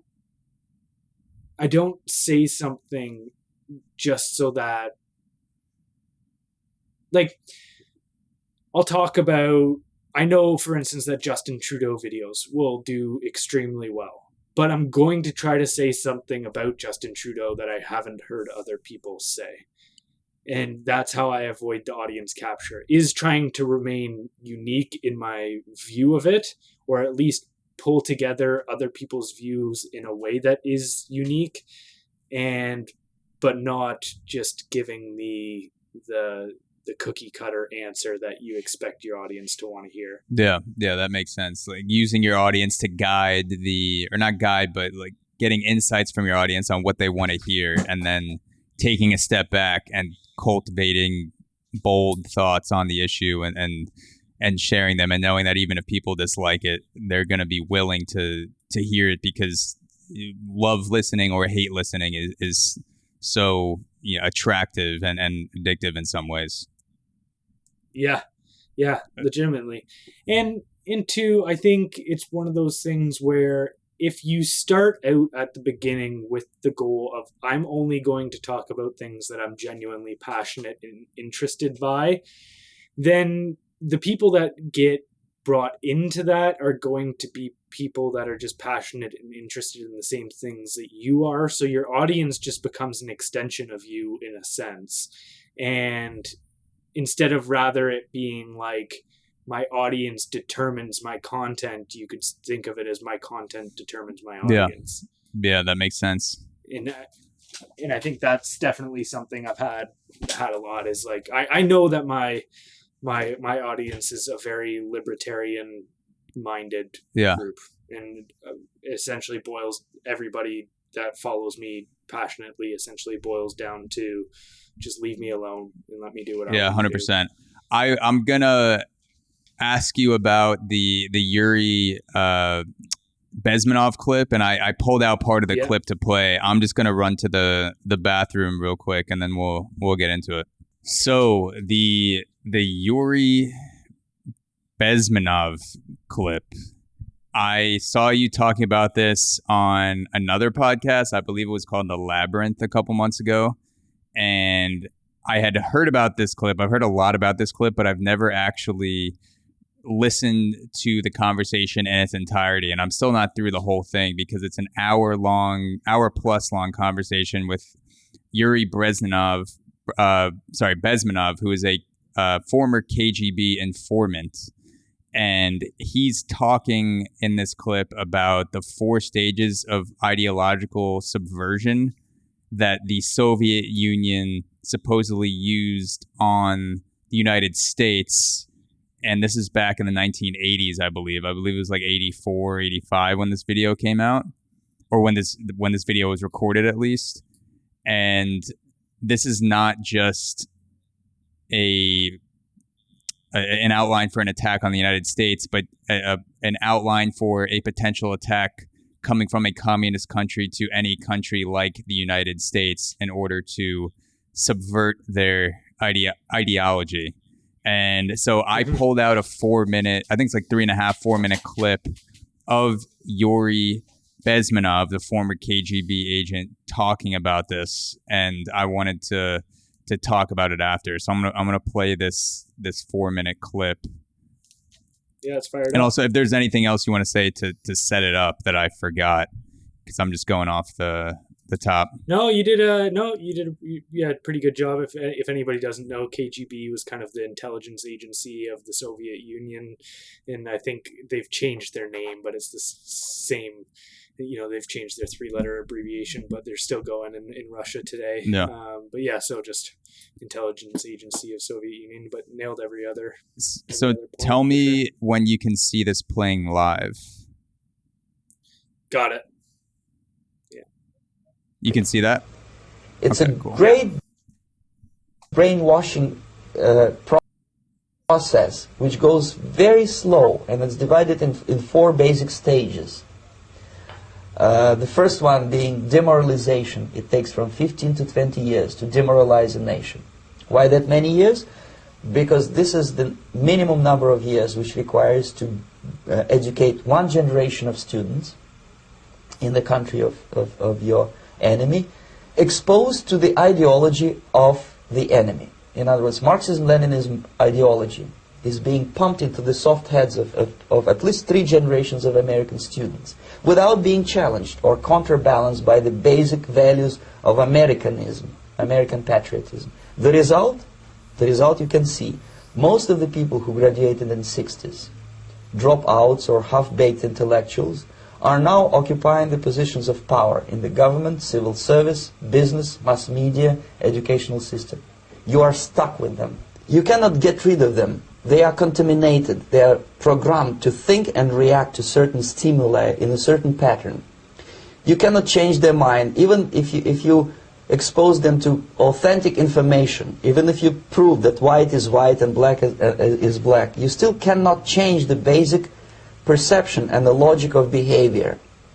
In other words, these people, the process of demoralization is complete and irreversible. To get rid society of these people, you need another 20 or 15 years to educate a new generation of patriotically minded and common sense people who would be acting in favor and in the interests of the United States society. And yet these people who've been programmed and, as you say, in place, and Yes. who are favorable to an opening with the Soviet concept, these are the very people who would be marked for extermination in this country? Most of them, yes. Simply because the psychological shock when they will see in future what the beautiful society of equality and social justice means in practice, obviously they will revolt. They will be very unhappy, frustrated people. And the Marxist-Leninist regime does not tolerate these people. They will join the links of dissenters, dissidents. Unlike in present United States, there will be no place for dissent in future Marxist-Leninist America. Here you can get popular like Daniel Ellsberg and filthy rich like Jane Fonda for being dissident, for criticizing your Pentagon. In future, these people will be simply squashed like cockroaches. Nobody is going to pay them nothing for their beautiful, noble ideas of equality. This they don't understand, and it will be a greatest shock for them, of course. The demoralization process in the United States is basically completed already. Okay, so that is Yuri. Oh, let me just stop this clip. There we go. So yes, that is Yuri Bezmenov. I will get his name right by the end of this podcast. Former KGB agent, talking about the ideological subversion tactics of the Soviet Union in one of the most stereotypical Russian clips I've ever seen in my life. Just because I at least respect how blatant he is about the tactics of Russia, where he just goes, yeah, you're not going to like it. We're going to destroy your minds, and anyone who speaks otherwise will be crushed like cockroach. Yeah. So do you buy that the Soviet Union was employing these tactics against America like Yuri says that he was as a KGB agent? And if so, do you think that Russia still has programs like this today, but just modernized with today's technology? I think, yes, I do believe that it was happening exactly how he was describing, because America was also doing the exact same in return. It's like, this is just a common war tactic. We've just got greater instruments and tools to do it at a greater degree. But I do believe that they were largely successful with this as well. And that's what we're seeing right now. And, people will, let's say I make a video battling against a half-baked idea coming out of universities right now. Like, if you started arguing against the idea that men could get pregnant 5 years ago, people would think you're insane for even thinking that's something that needs to be argued. But then if you paid attention at that time of what was coming out of, say, these half-baked intellectuals and all of this, and you're like, okay, this is going to come downstream, because guess what? The kids that are currently in university right now are going to be the heads of your HR departments. They're going to be the ones running for office, like Bezmenov was saying. And yeah, so I think they were largely successful with that, just like America was largely successful with shaping the USSR. I mean, whenever the USSR crumbled in the 1990s, America was the one that stepped in and helped set up their current oligarchical and dictatorship structure. Same thing with China, and when they started introducing all of these capitalistic notes of how to run a society, those were coming largely from America. So, I mean, America's been ideologically subverting other countries. They've been doing it to us. It's very, very common, and I think it's foolish to think that these things aren't happening always from every which angle. Yeah, it's wild to hear someone talk about it so forwardly and blatantly without trying to disguise any of the tactics whatsoever, because usually it's embedded in organizational corporate speak, or undertones of another message that's built to disguise the thing that they're trying to do. But to hear this guy just talk about so concisely and so confidently that, yeah, we start, and that was just phase one. He was talking about just the demoralization there. It goes on for another 40 to 50 minutes while they're discussing this 4-stage plan of the Soviet Union. But just seeing him talk about it so confidently, and you know that people behind closed doors, they discuss, okay, what is our plan to take down America? Just like we have similar conversations where we go, okay, what is our plan to take down China, Russia, any country that we believe is going to be a threat to us in the next 10, 20, 100 years. And that deep down, we know that these types of conversations exist because it's technological warfare, it's thought, intellectual warfare. This is the stage of society that we're in now. But to hear this vocalized, not just vocalized, but vocalized 4 decades ago, the thing that scared me the most is not just this verbalization and hearing the plans laid out so brazenly, but that this was 40 years ago. So in my mind, I'm thinking, what is the conversation that's going to be released on YouTube in 2060 where some guy that is a former CIA is sitting down in an interview and saying, yeah, we were doing this from the early 2000s to 2030, and this was our plan, and this is how we pressured Meta into implanting these chips into people that wanted to, do whatever and put in the Google glasses and whatever piece of technology that you can co-opt in order to get more information about people and influence their thought and their actions. It just made me think, like, what's going to be the 2060 version of this that we're not hearing now? Oh yeah, there'll be some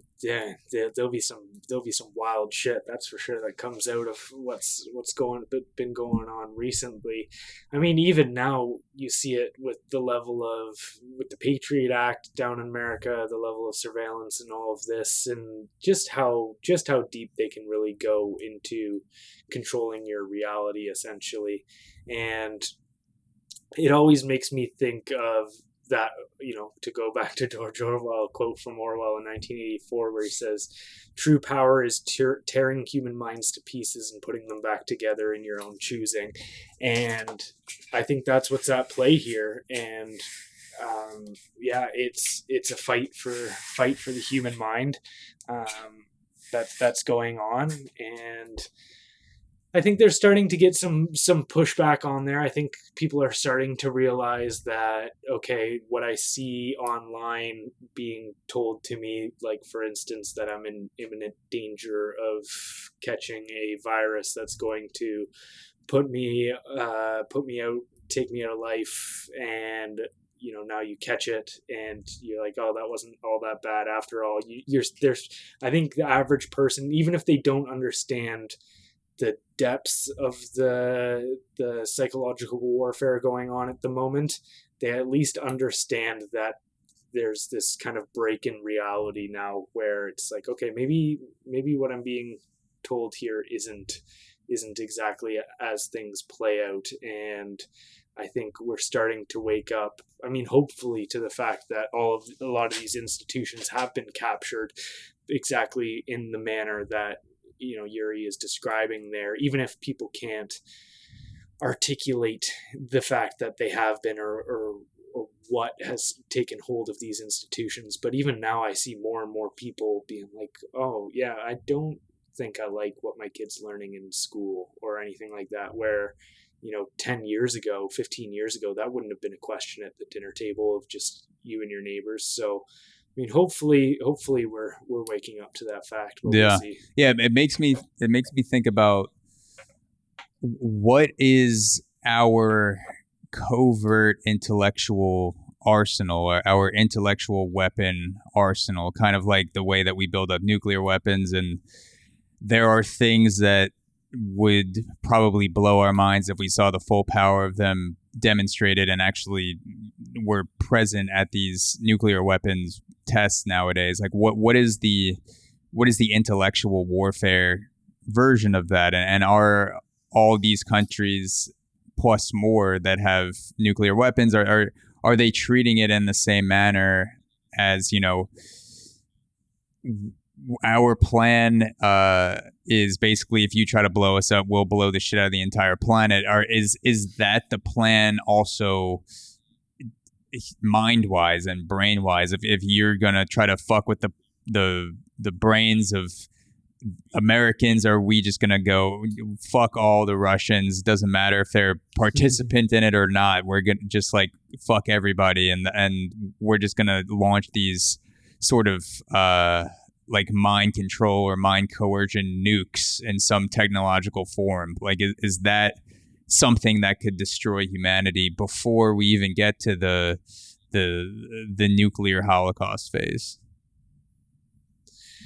Yeah, I mean, I do think the current ideas that are being spread on that, you know, and it's funny because I've done a bunch of different political tests before, and I've found that I'm progressive on all of them, but I rail against common progressive ideas because I do think they are regressive. I don't think they progress humanity at all.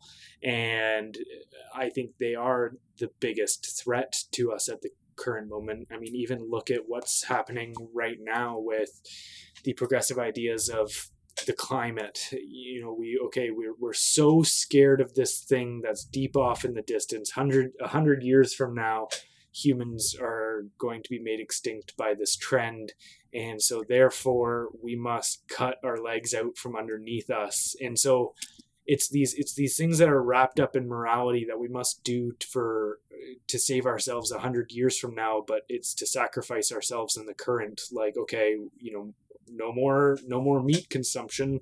Now, you know, what largely comprises the human diet is getting written off the table.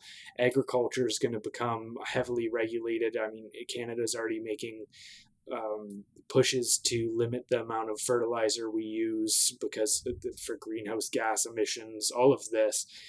And so I do think that we could for sure crumble from ideological pressure way before we do something like nuclear. But again, with what's going on in Eastern Europe, who knows? That's always on the table right now. But circling back, there is one really interesting point about the whole Yuri Bezmenov's ideological subversion idea when it comes to spreading these ideas in the West was much harder, because when in the 1940s, 50s, and 60s is when communism in Eastern Europe really started picking up. I mean, 1920s in Russia's case, a little bit later on for China, but that's really when it started establishing itself. And when the communists were successful and had these states starting to be set up in Eastern Europe, then looking to the West and looking to the rest of Europe and North America, they were essentially scratching their heads going like, why isn't the revolution also happening there? Like, we're successful here. They should be right on this idea. But the reason that it took hold in these countries, communism, and it didn't work in Europe, was because Russia and China went straight out of feudalism into communism, essentially. There was no free market capitalism. So when they had nothing, in like the peasants in feudalist Russia and China, they had nothing. They were already starving. So they had no private property, no ownership, anything of that sort. So the idea of having the government take control of that, and we the people will be in control of the government, there was no downside. There was essentially nothing to lose. They're like, okay, either the government controls it or all these feudalist lords control us. It's one or the other. So and we know this option isn't working, so we might as well try this one. But what happened in Europe was because the peasants, like, you know, and I refer to us as peasants quite often, we still have a very luxurious life compared to the peasants of every other country and society in history.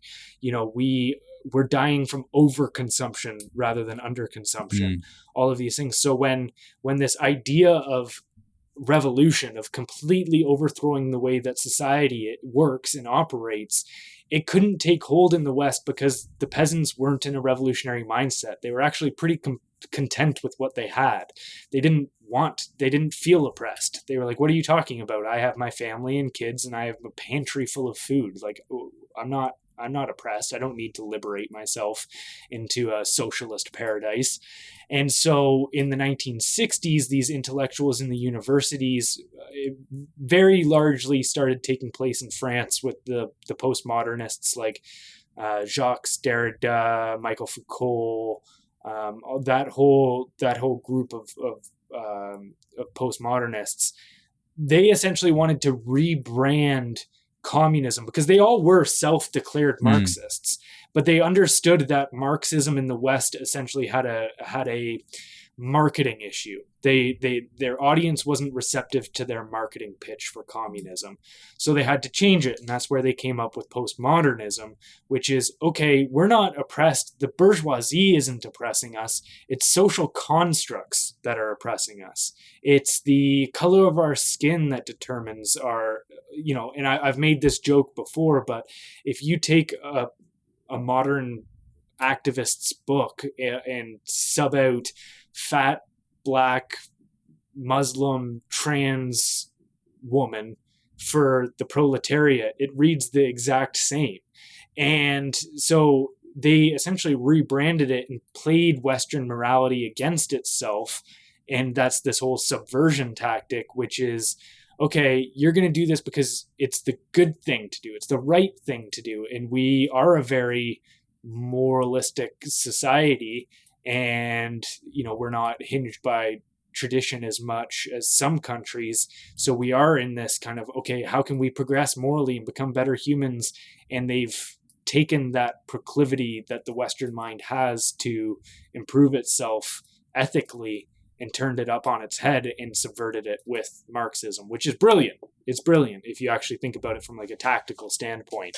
But so that's how I think the ideological subversion aspect has largely came into play over here, is through these and he said it in there where it was social justice. Yeah. And that's where, so we've I don't think it's hyperbolic to say modern social justice activism is Marxism disguised. And so I watched the video on your YouTube channel, Woke Ideology is Communism Disguised. Okay, yeah. And that was a really enlightening breakdown of the Marxism with the postmodernism, and you can see how the woke conversations came to be with how you break it down, where this isn't a new thing. This is the type of thinking that's been recycled over time. And yeah, it's the exact same idea, different buzzwords. Yeah, it's like the classes of people with it's the bourgeois and the proletariat. Yeah, it's like the protected class versus the working class, and you can see that kind of like transposed onto the working class versus the ruling class with communism and Marxism. Yeah, for sure. And instead of calling it the bourgeoisie versus proletariat, it's the white Christian male versus every minority. Yeah. So it's become pretty popular to at least in university circles. I've seen a lot of professors in economics argue for the reinstatement of Marxist principles. Do you think, and maybe this would be a good time to just give a brief overview of Marxism, if you could, because I'm definitely not well versed in the principles of Marxism, but with that overview in mind, are there any redeemable principles of Marxism that could be applied in a 21st century context in a post-capitalist society? Because you mentioned that capitalism can almost act like an antidote to the worst aspects of the applications of communism, where like people that experience the free market, people that experience capitalism, like they have that idea and they're like, of course we're not going backwards. Like it's not feudalism or communism, it's free market or communism. Are there any redeemable aspects of Marxism that you see that could be applied to a post-capitalist society like America, Canada, a country that we see like that today? There's not much, but there is one thing that Marx got right, which was saying that the proletariat shall not be disarmed. He was very pro armament of the working class, and I agree with him wholeheartedly on that. Which is funny because now a lot of those people that support those ideas are completely against it. But yeah, no, it's interesting. They pick and choose. But anyways, Marxism, if I was to boil it down, is the worldview, and it is a belief structure. It's a belief about how the world operates. People get it wrong as thinking it's just an economic structure. It's not. It's a complete worldview, and that's why every single communist country has had to get rid of other religions, and they've shut down churches, is because it is inherently a religious belief. It is the belief that humans can create utopia on earth, and it requires you to treat the government and the look at your dictator, because every communist country has a dictator, look at the dictator as God. They essentially take on that role, and that belief is that the world is built upon fundamental power structures. So you could argue, a good way to define how our current society works is it's a hierarchy based on competence. So the more competent you are, the more likely you are to rise in the hierarchy, attain social status and such. Where the Marxist principle would be that hierarchy is based on completely arbitrary power structures. So it's who was born with the privilege of being in a certain class and who wasn't. That there is no reason that these people are in a certain class and these people are in a certain class.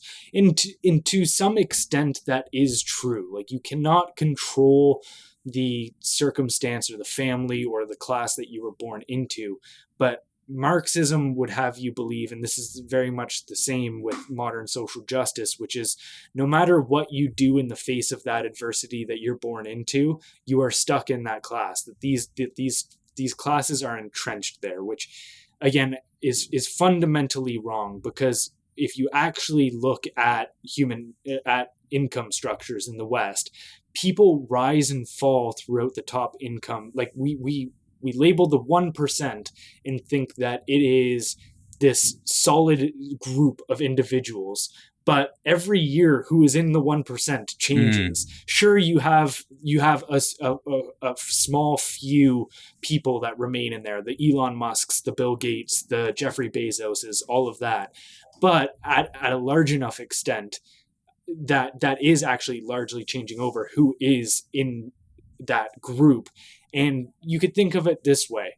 If I bought a house 10 years ago and sold it today, that income from that house, that sale on my house, is my annual, that gets put onto my annual. It doesn't retroactively get, like, let's say it was 200,000 I made 200,000 profit on over 20 years of having this house. That $200,000 of income gets listed on 1 year's tax return. It doesn't get spread out saying, okay, that was, you essentially made $20,000 a year on your investment. But so that would propel somebody right in there into a new complete tax bracket, class structure, whatever you want to say. So the idea that society is built in people are rigidly in these structures is just fundamentally false from the beginning. And so that's where Marx gets it wrong on a lot of ideas. And then so the idea that Marx proposed in that sense was, okay, well, the way to deal with these immovable class structures that people aren't free to go up and down themselves is to have radical wealth redistribution. So, okay, nobody gets to keep their wealth anymore. It all comes to a central authority, and then we make sure that that gets spread out equally around everybody, so that we can make sure that nobody is being treated unfairly and doesn't have the equality that they deserve in an economic sense. So while communism and Marxism does have an economic proponent to it. I mean, Marx did write the book Das Kapital, which is kind of a commentary on the economic state of capitalism. But Marxism itself goes much deeper and actually requires you to completely adopt a new worldview, which, if anybody's interested in it, there's a great 30-minute speech that James Lindsay gave at the UN, and he breaks down the theologic aspect of Marxism and really about its belief structure, and he understands this stuff better than anyone, I think, and he's largely who I've learned what I know it from about. Yeah. But yeah, so Marxism in a sense is a religious belief. Yeah, I appreciate that breakdown, and also the aspects of Marxism and communism that you provided an intro to in the Woke Ideologies Communism Disguised video, because I'm not well versed in economic theory at all. I've had a couple economic professors on the podcast. I want to have more, just because I'm interested in how these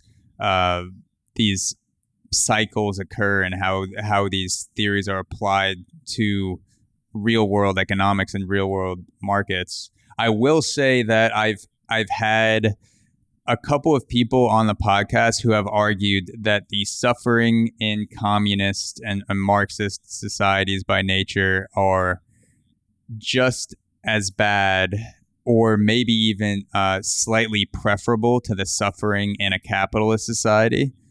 And I couldn't really push back with economic theory. But the one thing that I said is that I've had people on the podcast, and I've listened to conversations, and I've had conversations with people who have lived in communist societies, and they always use the word escape. I've escaped Cuba, or I escaped Soviet Union, I escaped Russia. I've never heard anyone use the term escape for leaving a capitalist country. And that to me just kind of, obviously it goes way deeper than that, but that kind of like summed it up, where it's like, if you're breaking down the differences in a capitalistic versus a communist society, and one of your arguments is that there's suffering in both and that they're equal sufferings, they're different types of sufferings, the desire to escape is so prevalent in communist societies that just isn't there in capitalist societies. Not to say that there's no suffering in capitalism. There absolutely is. But I think the prisoned, like caged aspect of communist suffering, where it's sort of built into the system, makes it so much less desirable than any suffering that could occur in a capitalist society. So yeah, it is one of those things where they can frame things how they want, and it's very difficult to, if you're not well versed in the history of these countries, to actually push back against, because then it's, I guess, yeah, there is suffering here. I guess, yeah, maybe it wasn't as bad there. But if you really wanted to boil it down, in a capitalist country, people die from eating too much. In a communist country, people die because their neighbors were hungry. And, the idea that the suffering is on the same level in a capitalist society is just absolutely bananas to me, because we have the numbers. And I mean, the estimates anywhere, it ranges largely in the Soviet Union, but the deaths of innocent civilians was 20 to 60 million is how it was where the estimates are. Mao's China was 60 million. And so this idea that we've ever suffered on as large of a scale here as that is just insane. And a lot of our suffering in the capitalist countries, while I don't agree with, say, the way that corporations prey on people's poor health so that they can profit from it, so that having people suffer is profitable in a capitalist country. I totally am on point and I agree with that. But the difference is that at any point in a capitalist country, you can stop consuming. You can stop your suffering. In a communist country, you are being 100% subjected to that. And their entire economic structure was dependent on forced labor camps. That is Alexander Solzhenitsyn's Gulag Archipelago, where he talks about the Soviet, if they shut down slave labor for a day, which, at first it has to be enemies of the revolution, so they're thought criminals per se, so we have to lock them up, we have to get rid of them from society. Well, what are we going to do with them? Well, we'll make them work themselves to death. And this was thousands upon thousands upon thousands of people, like millions upon, not even thousands, millions of people getting locked into these forced labor camps in order to prop up the Soviet communist economy. And here's a good clip. There's a book called Bloodlands from Timothy Snyder, who it's all about the early revolutions in Germany and Soviet Union, and how not a lot of people know that, because famously it was largely the Soviets that took down the Nazis at the end of the World War II, and they were a pivotal piece of that puzzle. But people don't realize that before World War II officially kicked off, Soviet Union and Hitler's Germany had pacts, and they had a thing called the Molotov-Ribbentrop line. And so they partitioned Eastern Europe into two different parts. Nazi Germany and Hitler would occupy the western side, and the USSR was occupying the eastern side. And so there's that whole book is about that 10 to 15 year stretch of how these things kind of came together. But there's this one piece from the book where he says, in 1933, peasants made their way to familiar city markets, but now to beg rather than to sell. Market squares, now empty of both goods and customers, conveyed only disharmonies of death. Early in the day, the only sound was the soft breathing of dying, huddled under rags that had once been clothes. One spring morning, amidst the piles of dead peasants at the Kharkiv market, an infant suckled the breast of its mother, whose face was lifeless gray. Passer-by had seen this before, not just the disarray of corpses, not just the dead mother and the living infant, but that precise scene, the tiny mouth, the last drops of milk, the cold nipple. The Ukrainians had a term for this. They said to themselves quietly as they passed, "These are the buds of the socialist spring." And so this idea that... What was the source of that again? Bloodlands by Timothy Snyder. And so even in that book too, he brings out diary entries of people living under the USSR, talking about how they were instructing their children to eat their corpses if they died. If the parents died, they said, "I want you to continue to survive, and if you need to eat me to do so, do it." So there isn't a communist country that has ever existed which did not have large spread cannibalism. Even now, you look at North Korea, they've found, and there's reports of this in the UN, the UN has even reported on this as well. There's black market of human flesh. You go to a market which isn't even allowed, so it's illegal to go buy food in the first place because all food belongs to everybody and there's no such thing as ownership. So how could you purchase food and take it for yourself? That's the community's food. But obviously these black markets still pop up.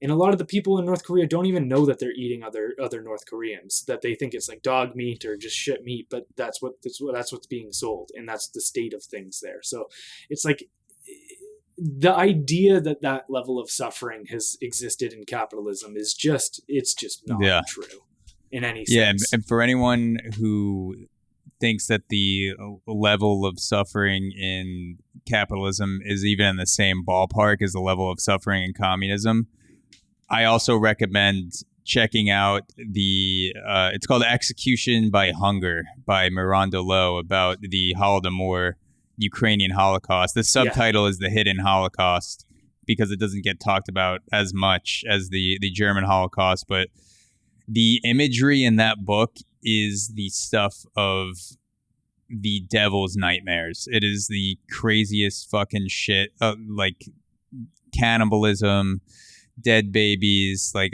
it's wild, the level of suffering that becomes normalized in a communist society and in Ukraine when they're being purposefully and intentionally starved out by the Soviet Union, in the same vein as Bloodlands by Timothy Snyder. I'll definitely, I made a note to check that out as well.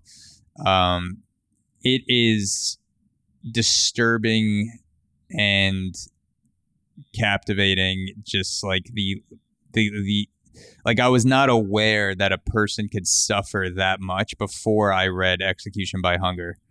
And it is just like, it's one of those things where we talked about in the beginning of the podcast, where being aware of the darkness of humanity is healthy because it makes you less likely to fall into those same traps.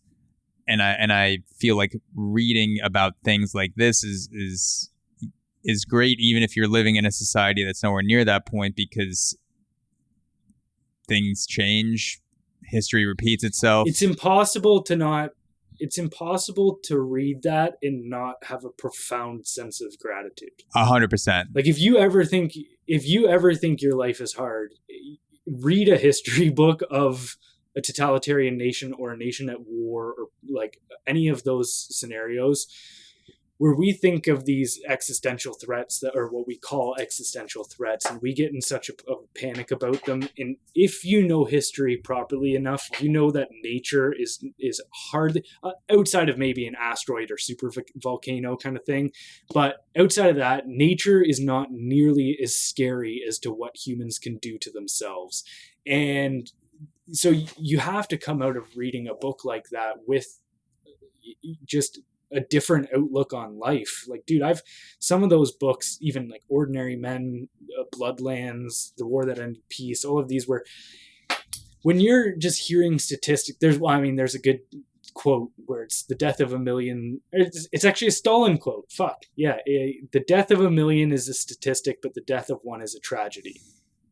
But so when you're reading these things in very abstract numbers that your mind almost can't comprehend, it's tough to get stricken by them emotionally. But then in these books, when you're reading the direct diary entries of people that lived in that time and hearing them describe what's going through their mind, like, dude, I've wept while reading those books, and I don't cry easily during that kind of stuff. And those books like hit me on a different level. It's you don't walk away from those books as the same person. Yeah, it is an absolutely daunting. It's hard to read those type of things too. Like in the back of my mind, at the end of the day, because I usually read right before bed, I want something that is going to help me fall asleep more easily, and I'd always have to plan out more time to read during lunch around that time, because I didn't want to read the Execution by Hunger book right before bed, because it's literally like the most tragic, demonic, disturbing, real life things that are happening in a place like Ukraine, around the time of World War II, that you wouldn't believe if someone like Miranda Lowe hadn't survived to. And Execution by Hunger is also firsthand. This is written by a guy who survived the Ukrainian Holocaust, which is, obviously a feat in itself. And then to write a book about it is unbelievable. Yeah, man. Yeah, it's another level that people can't comprehend outside of theory, and they love these Marxist principles because they can sit here and go, oh, well, if we just get rid of capitalist greed, that the idea that greed stems from capitalism is just fundamentally wrong. Greed has existed all throughout human history, and capitalism is something that is very new in the scale of human history. So the idea that, you do away with capitalism, all of a sudden humanity is going to live in a harmonious utopia.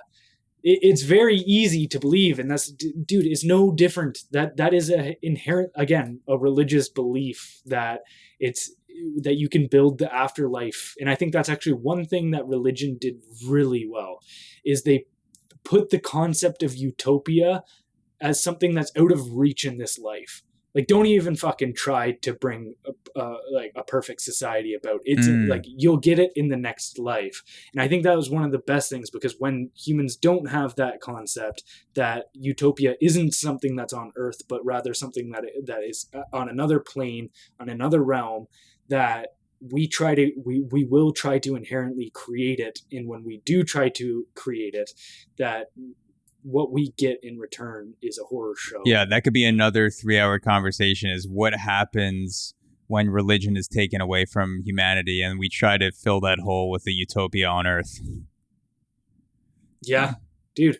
And that's one of those, that's something that I've, to your point, it's a whole nother conversation, but that's something that I've changed my mind on largely over the last little bit, is like, I was a fierce atheist for a long while, and I wouldn't say that I believe any specific religious sect, like whether I'm like, oh, the Catholics got it right, or the Christians, or the Muslims, or the Jews got it right, or any, I don't care. I think they're all talking about the same shit. Again, it's one of those things where it's just different words, they're all telling the same story.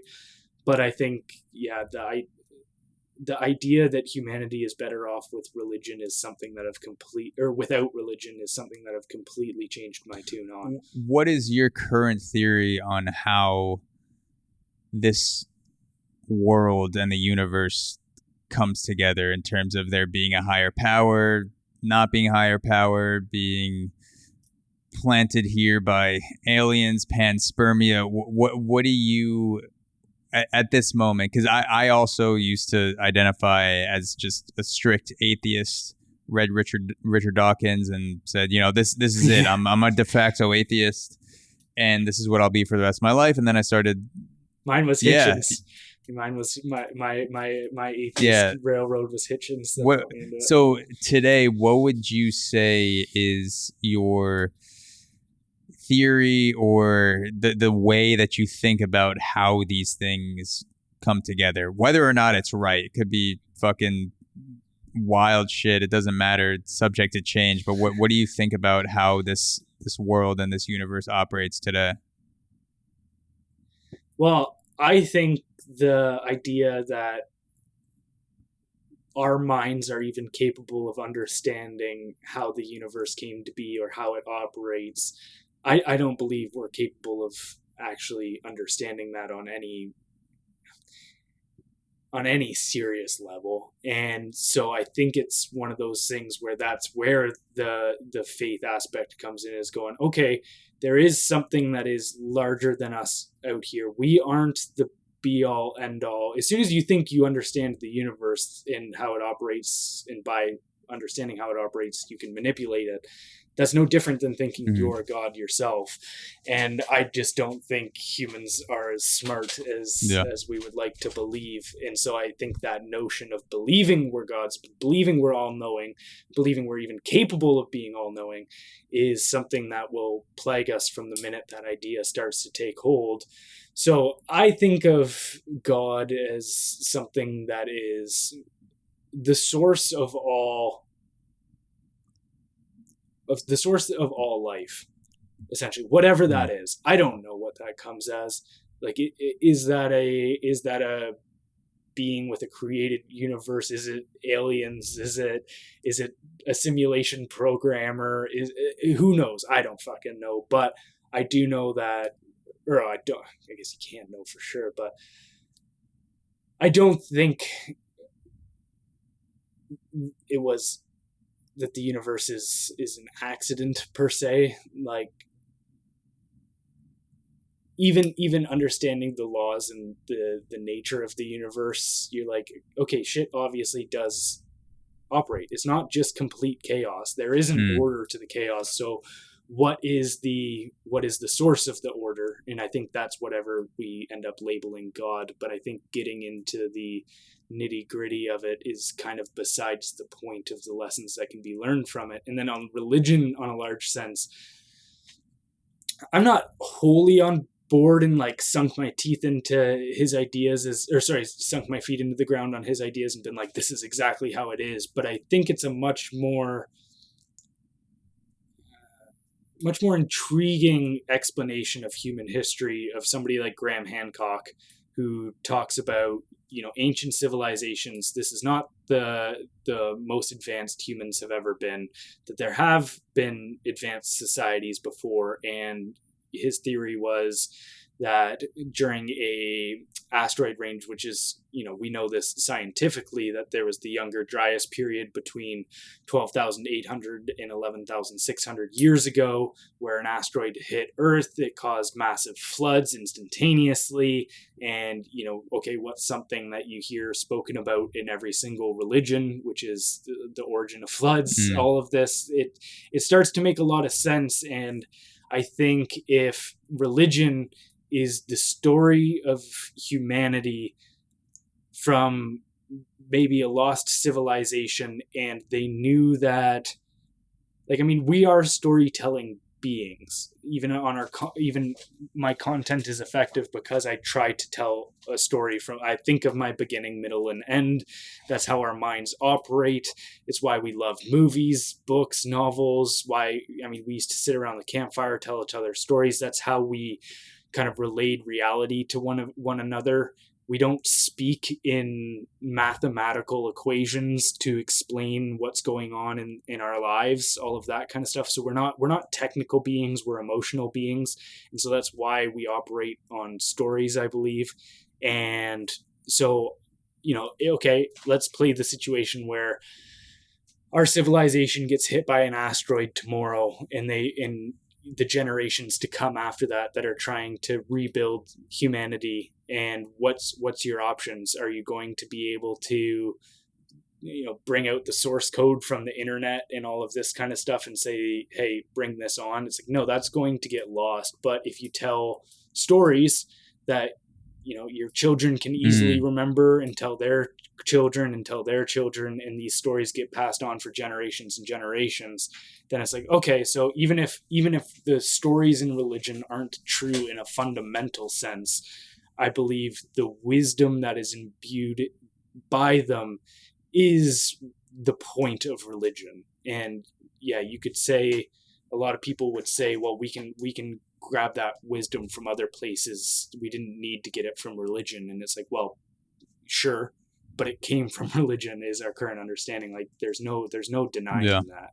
So yeah, I don't know. I think and that's one of those things where, who knows, maybe 6 months from now, I'll think completely different on this topic, because it is a topic that I'm new to exploring on any deep sense. Like, yeah, sure, I was an atheist for most of my life, but that was a very surface level, kind of just egotistical, well, it's dumb to believe in a dude in the sky. And if that's what you boil religion down to, then you're fucking retarded.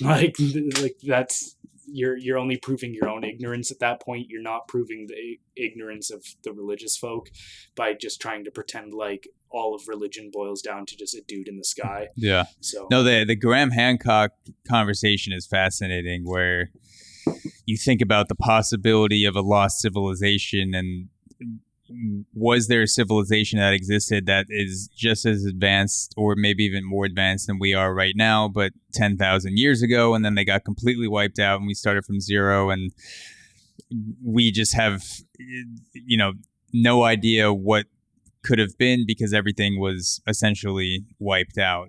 But there's some evidence left behind that Graham Hancock goes into detail, where he discusses all these sort of clues that could possibly lead to a lost civilization. And yeah, I mean, I've even been following the recent UFO talk explosion, where you have credible, psychologically vetted fighter pilots that are talking about seeing things in the sky that are well beyond the capabilities of human-made fighter jets. You have the congressional hearings. I think Aaron Rodgers even came out yesterday and said, yeah, I saw a UFO on Hard Knocks, the NFL show. I was like, like everywhere you look, there's an explosion in UFO talk, and a lot of it is bullshit. And there are also some accounts that deserve to be looked at more,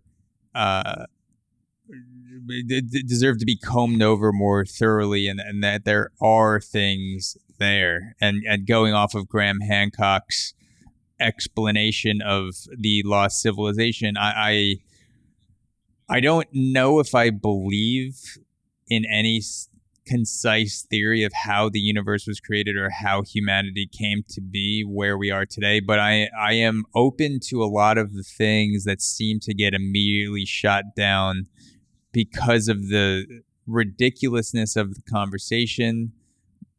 But the same things that are shot down for ridiculousness, if you dive deeper into the merits of the conversation, there are some things that make a lot of sense. So yeah, we could have a whole nother conversation on UFOs and the lost civilization with Graham Hancock. Maybe we'll do it for round 2, but it's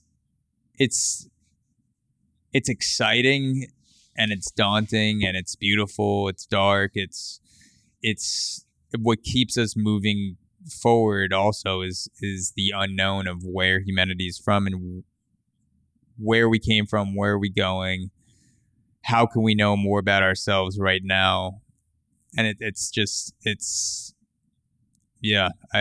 feel like we can only rule some things out, but there are a lot of things that deserve more exploration.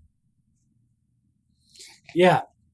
And that's where, yeah, I don't, especially on the deeper topics of, religion, life on other planets, all this stuff.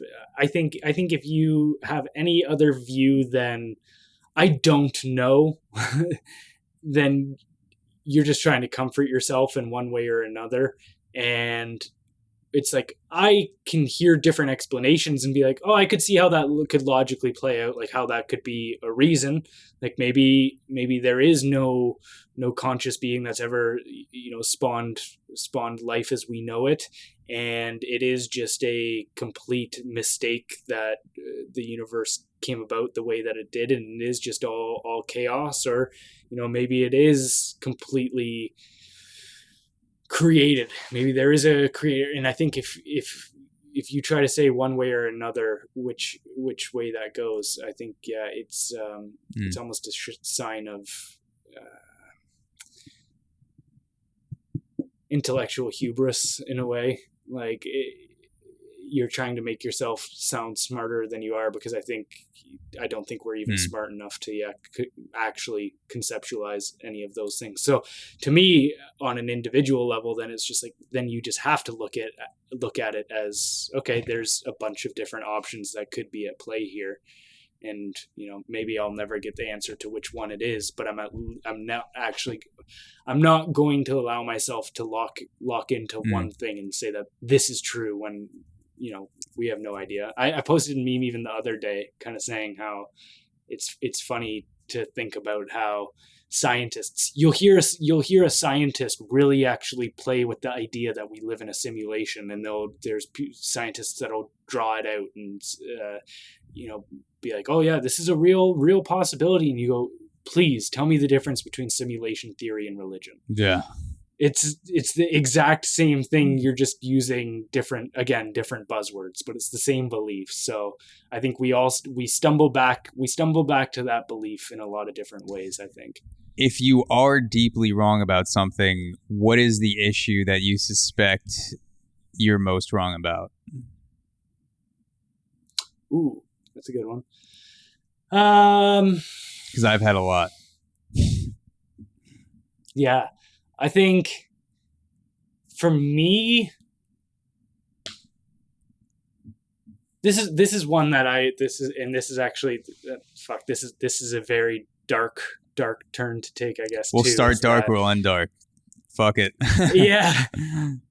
The idea that war isn't necessary, that like it's very easy to take a pacifist, highly moralistic stance and just say war is bad, we don't kill anyone. And again, I try to find a way to argue against every war that is present, but when you look at it, when you zoom out, you also sit here and go, okay, let's think about World War II, all of the technological, medical advancements, all of it that came out of World War II. Do you think the average person today would be willing to give up all of the comforts and luxuries that they have because of the technology that came out of World War II that was built with the original intention of helping kill people? Would you be willing to give up everything you have, the luxuries and comfort of your life, to say that World War II never happened and that, the world took a different turn? And yeah, sure, there was peace. Nobody went to war, but we'd still be, you wouldn't have GPS, you wouldn't have the internet, you wouldn't have penicillin. I'm lazy. I need people to die for my navigation. I can't get to the grocery store. Yeah. I have terrible sense of direction. It's one of those things where, if millions of people have to die for me to navigate to the grocery store, then so be it. That's pretty much, dude. If you look back at the vast majority of technological innovation, it had military applications far before it ever had civilian applications. And again, it's not even necessarily convenience of GPS. Think about how many lives have been saved by, again, penicillin was created. And that was actually a large, we think about it all taking place on the battlefield for a war, but a large reason that the Allies won is because penicillin was invented in the West during World War II. So their soldiers were more immune to, or more essentially being able to not be knocked out by diseases and stuff. So it's like, a lot of these inventions that have come out and cured and saved a lot of lives also helped us take lives. And so that's one of those things where I look at and go, maybe, I guess it's not whether I'm right or wrong about it, but whether it's ever something that you can truly dispense with, is being like, and I think that's where I'm coming to maybe a little bit more, is going, there is no, I really have started taking Thomas Sowell's quote to heart, where he says, there is no such thing as solutions, only trade-offs. And it's like all of it, like even me being somebody that's extremely against government and centralized authority. Do I think we would be better off if it never existed? I don't know. I'm not comfortable saying that. I think it could cause a lot of fucking chaos and pandemonium and stuff on the other end. So, it's, to me, I've now stopped looking at what's right. And it's just like, okay, what beliefs and what structures cause what pros and cons, because you're never going to get away from the cons. Yeah. I feel like there's a lot to gain with analyzing what's going on in the world when you peel back the lens of morality, whether it's societal morality or your own personal morality, and just looking at the nitty gritty of what people do to other people and what different technologies do to people, what we do ourselves. And you peel back that moral lens, and I feel like sometimes the morality dilutes what is actually going on, and you can see things a bit more clearly. Yeah. So yeah. I want to end with this quote from 1984. And again, it's something that I need to go back through in its entirety, because I know you reference it a ton in your work, and I feel like this is a fitting quote and a question posed to you to end off. So George Orwell writes in 1984, he writes, "The best books are those that tell you what you know already." And the question I want to ask you is, if you were to write a book, what is the idea that you'd wish to convey that most people are already aware of? The existing value that needs reassurance? I've actually already, you set me up good, because I don't know when I'll write it, but I already know the whole structure of my first book, exactly how it's gonna play out, because that's how I look at my social media. Is I look at it as farming an audience to sell books to, because I do want to write. That's something I could see myself being happy doing for 70, just fucking put up in a shack writing a book. But the first book that I would write would be based on Nietzsche's Übermensch concept, and kind of a mix match of, say, the 48 Laws of Power, Thus Spoke Zarathustra by by Nietzsche, which is he laid out how to essentially become an evolved human, the Superman, what would man evolve into? And then, so the structure would be first outlining what power is, how power operates, talking about how power itself isn't something that is moral or immoral. Even if you look at it from a comic book stance, circling right back around to the beginning, it's not whether somebody has superpowers or not, whether they have the power that makes them good or evil. It's whether it's how they use it. So the first portion would be just describing power. Then it would be describing the differences between heroes and villains, what makes somebody good or evil depending on how they wield said power. And then the final portion would be about how to become powerful. So that would be more of like the last portion of the book would be more of like a stoic kind of idea of self-perseverance and kind of those philosophies. So it'd be like a mismatch of a bunch of different philosophers throughout history, but kind of just modernizing it, because even I've been seeing a girl and she was sitting there. Came down to me this morning and was like, "Oh, what are you reading?" And I was like, "Oh, reading some Nietzsche." And she's like, "Oh, read me a paragraph." And I read it, and she was just like, "I don't know what you're saying," because it's a dude from the 1800s Germany speaking in like, the language and terms they would use then. And it is one of those things where to understand the wisdom in those books, you have to like study each line by line to go like, what the fuck did he mean there? And just a lot of people aren't willing to put that thought in. So if I can essentially just be a translator for great ideas of the past and to modernize them and put them into ways that people can apply them to their own lives, that would be definitely a long-term goal of mine. I love it. I look forward to that release. And thank you so much for your time. This 2 hours and 35 minutes I just saw absolutely flew by, which is always a sign of a good conversation. And yeah, dude, 100%. That was a blast. Where can people follow you for the content, the videos, future releases like books, articles, things like that? Just plug all of that. And this will also be in the intro of the podcast as well for people to go check out and linked to the podcast itself. Beautiful. Thank you. Yeah. You can find me at Liam Out Loud on pretty much any platform. There's different variations, whether they use a dot in between or a hyphen, but if you just put Liam Out Loud into any search bar, I should be the first to come up. I am changing over my YouTube. I did realize that my YouTube has just been completely shafted for reach. I've just given up on the idea that because like you said, with the amount of videos and content I've put on there and the engagement that they've got, and then for the YouTube algorithm to never push my shit, I was just like, all right, I gotta start a new channel here from scratch, one that isn't shadow banned, and try to work it in a way that I can not get shadow banned, but we'll see. That seems unlikely with my line of topics, but Liam Out Loud. I wouldn't give up hope completely on the YouTube channel, and it's not like I have 100,000 followers or anything. I only have like 8.5 or something like that.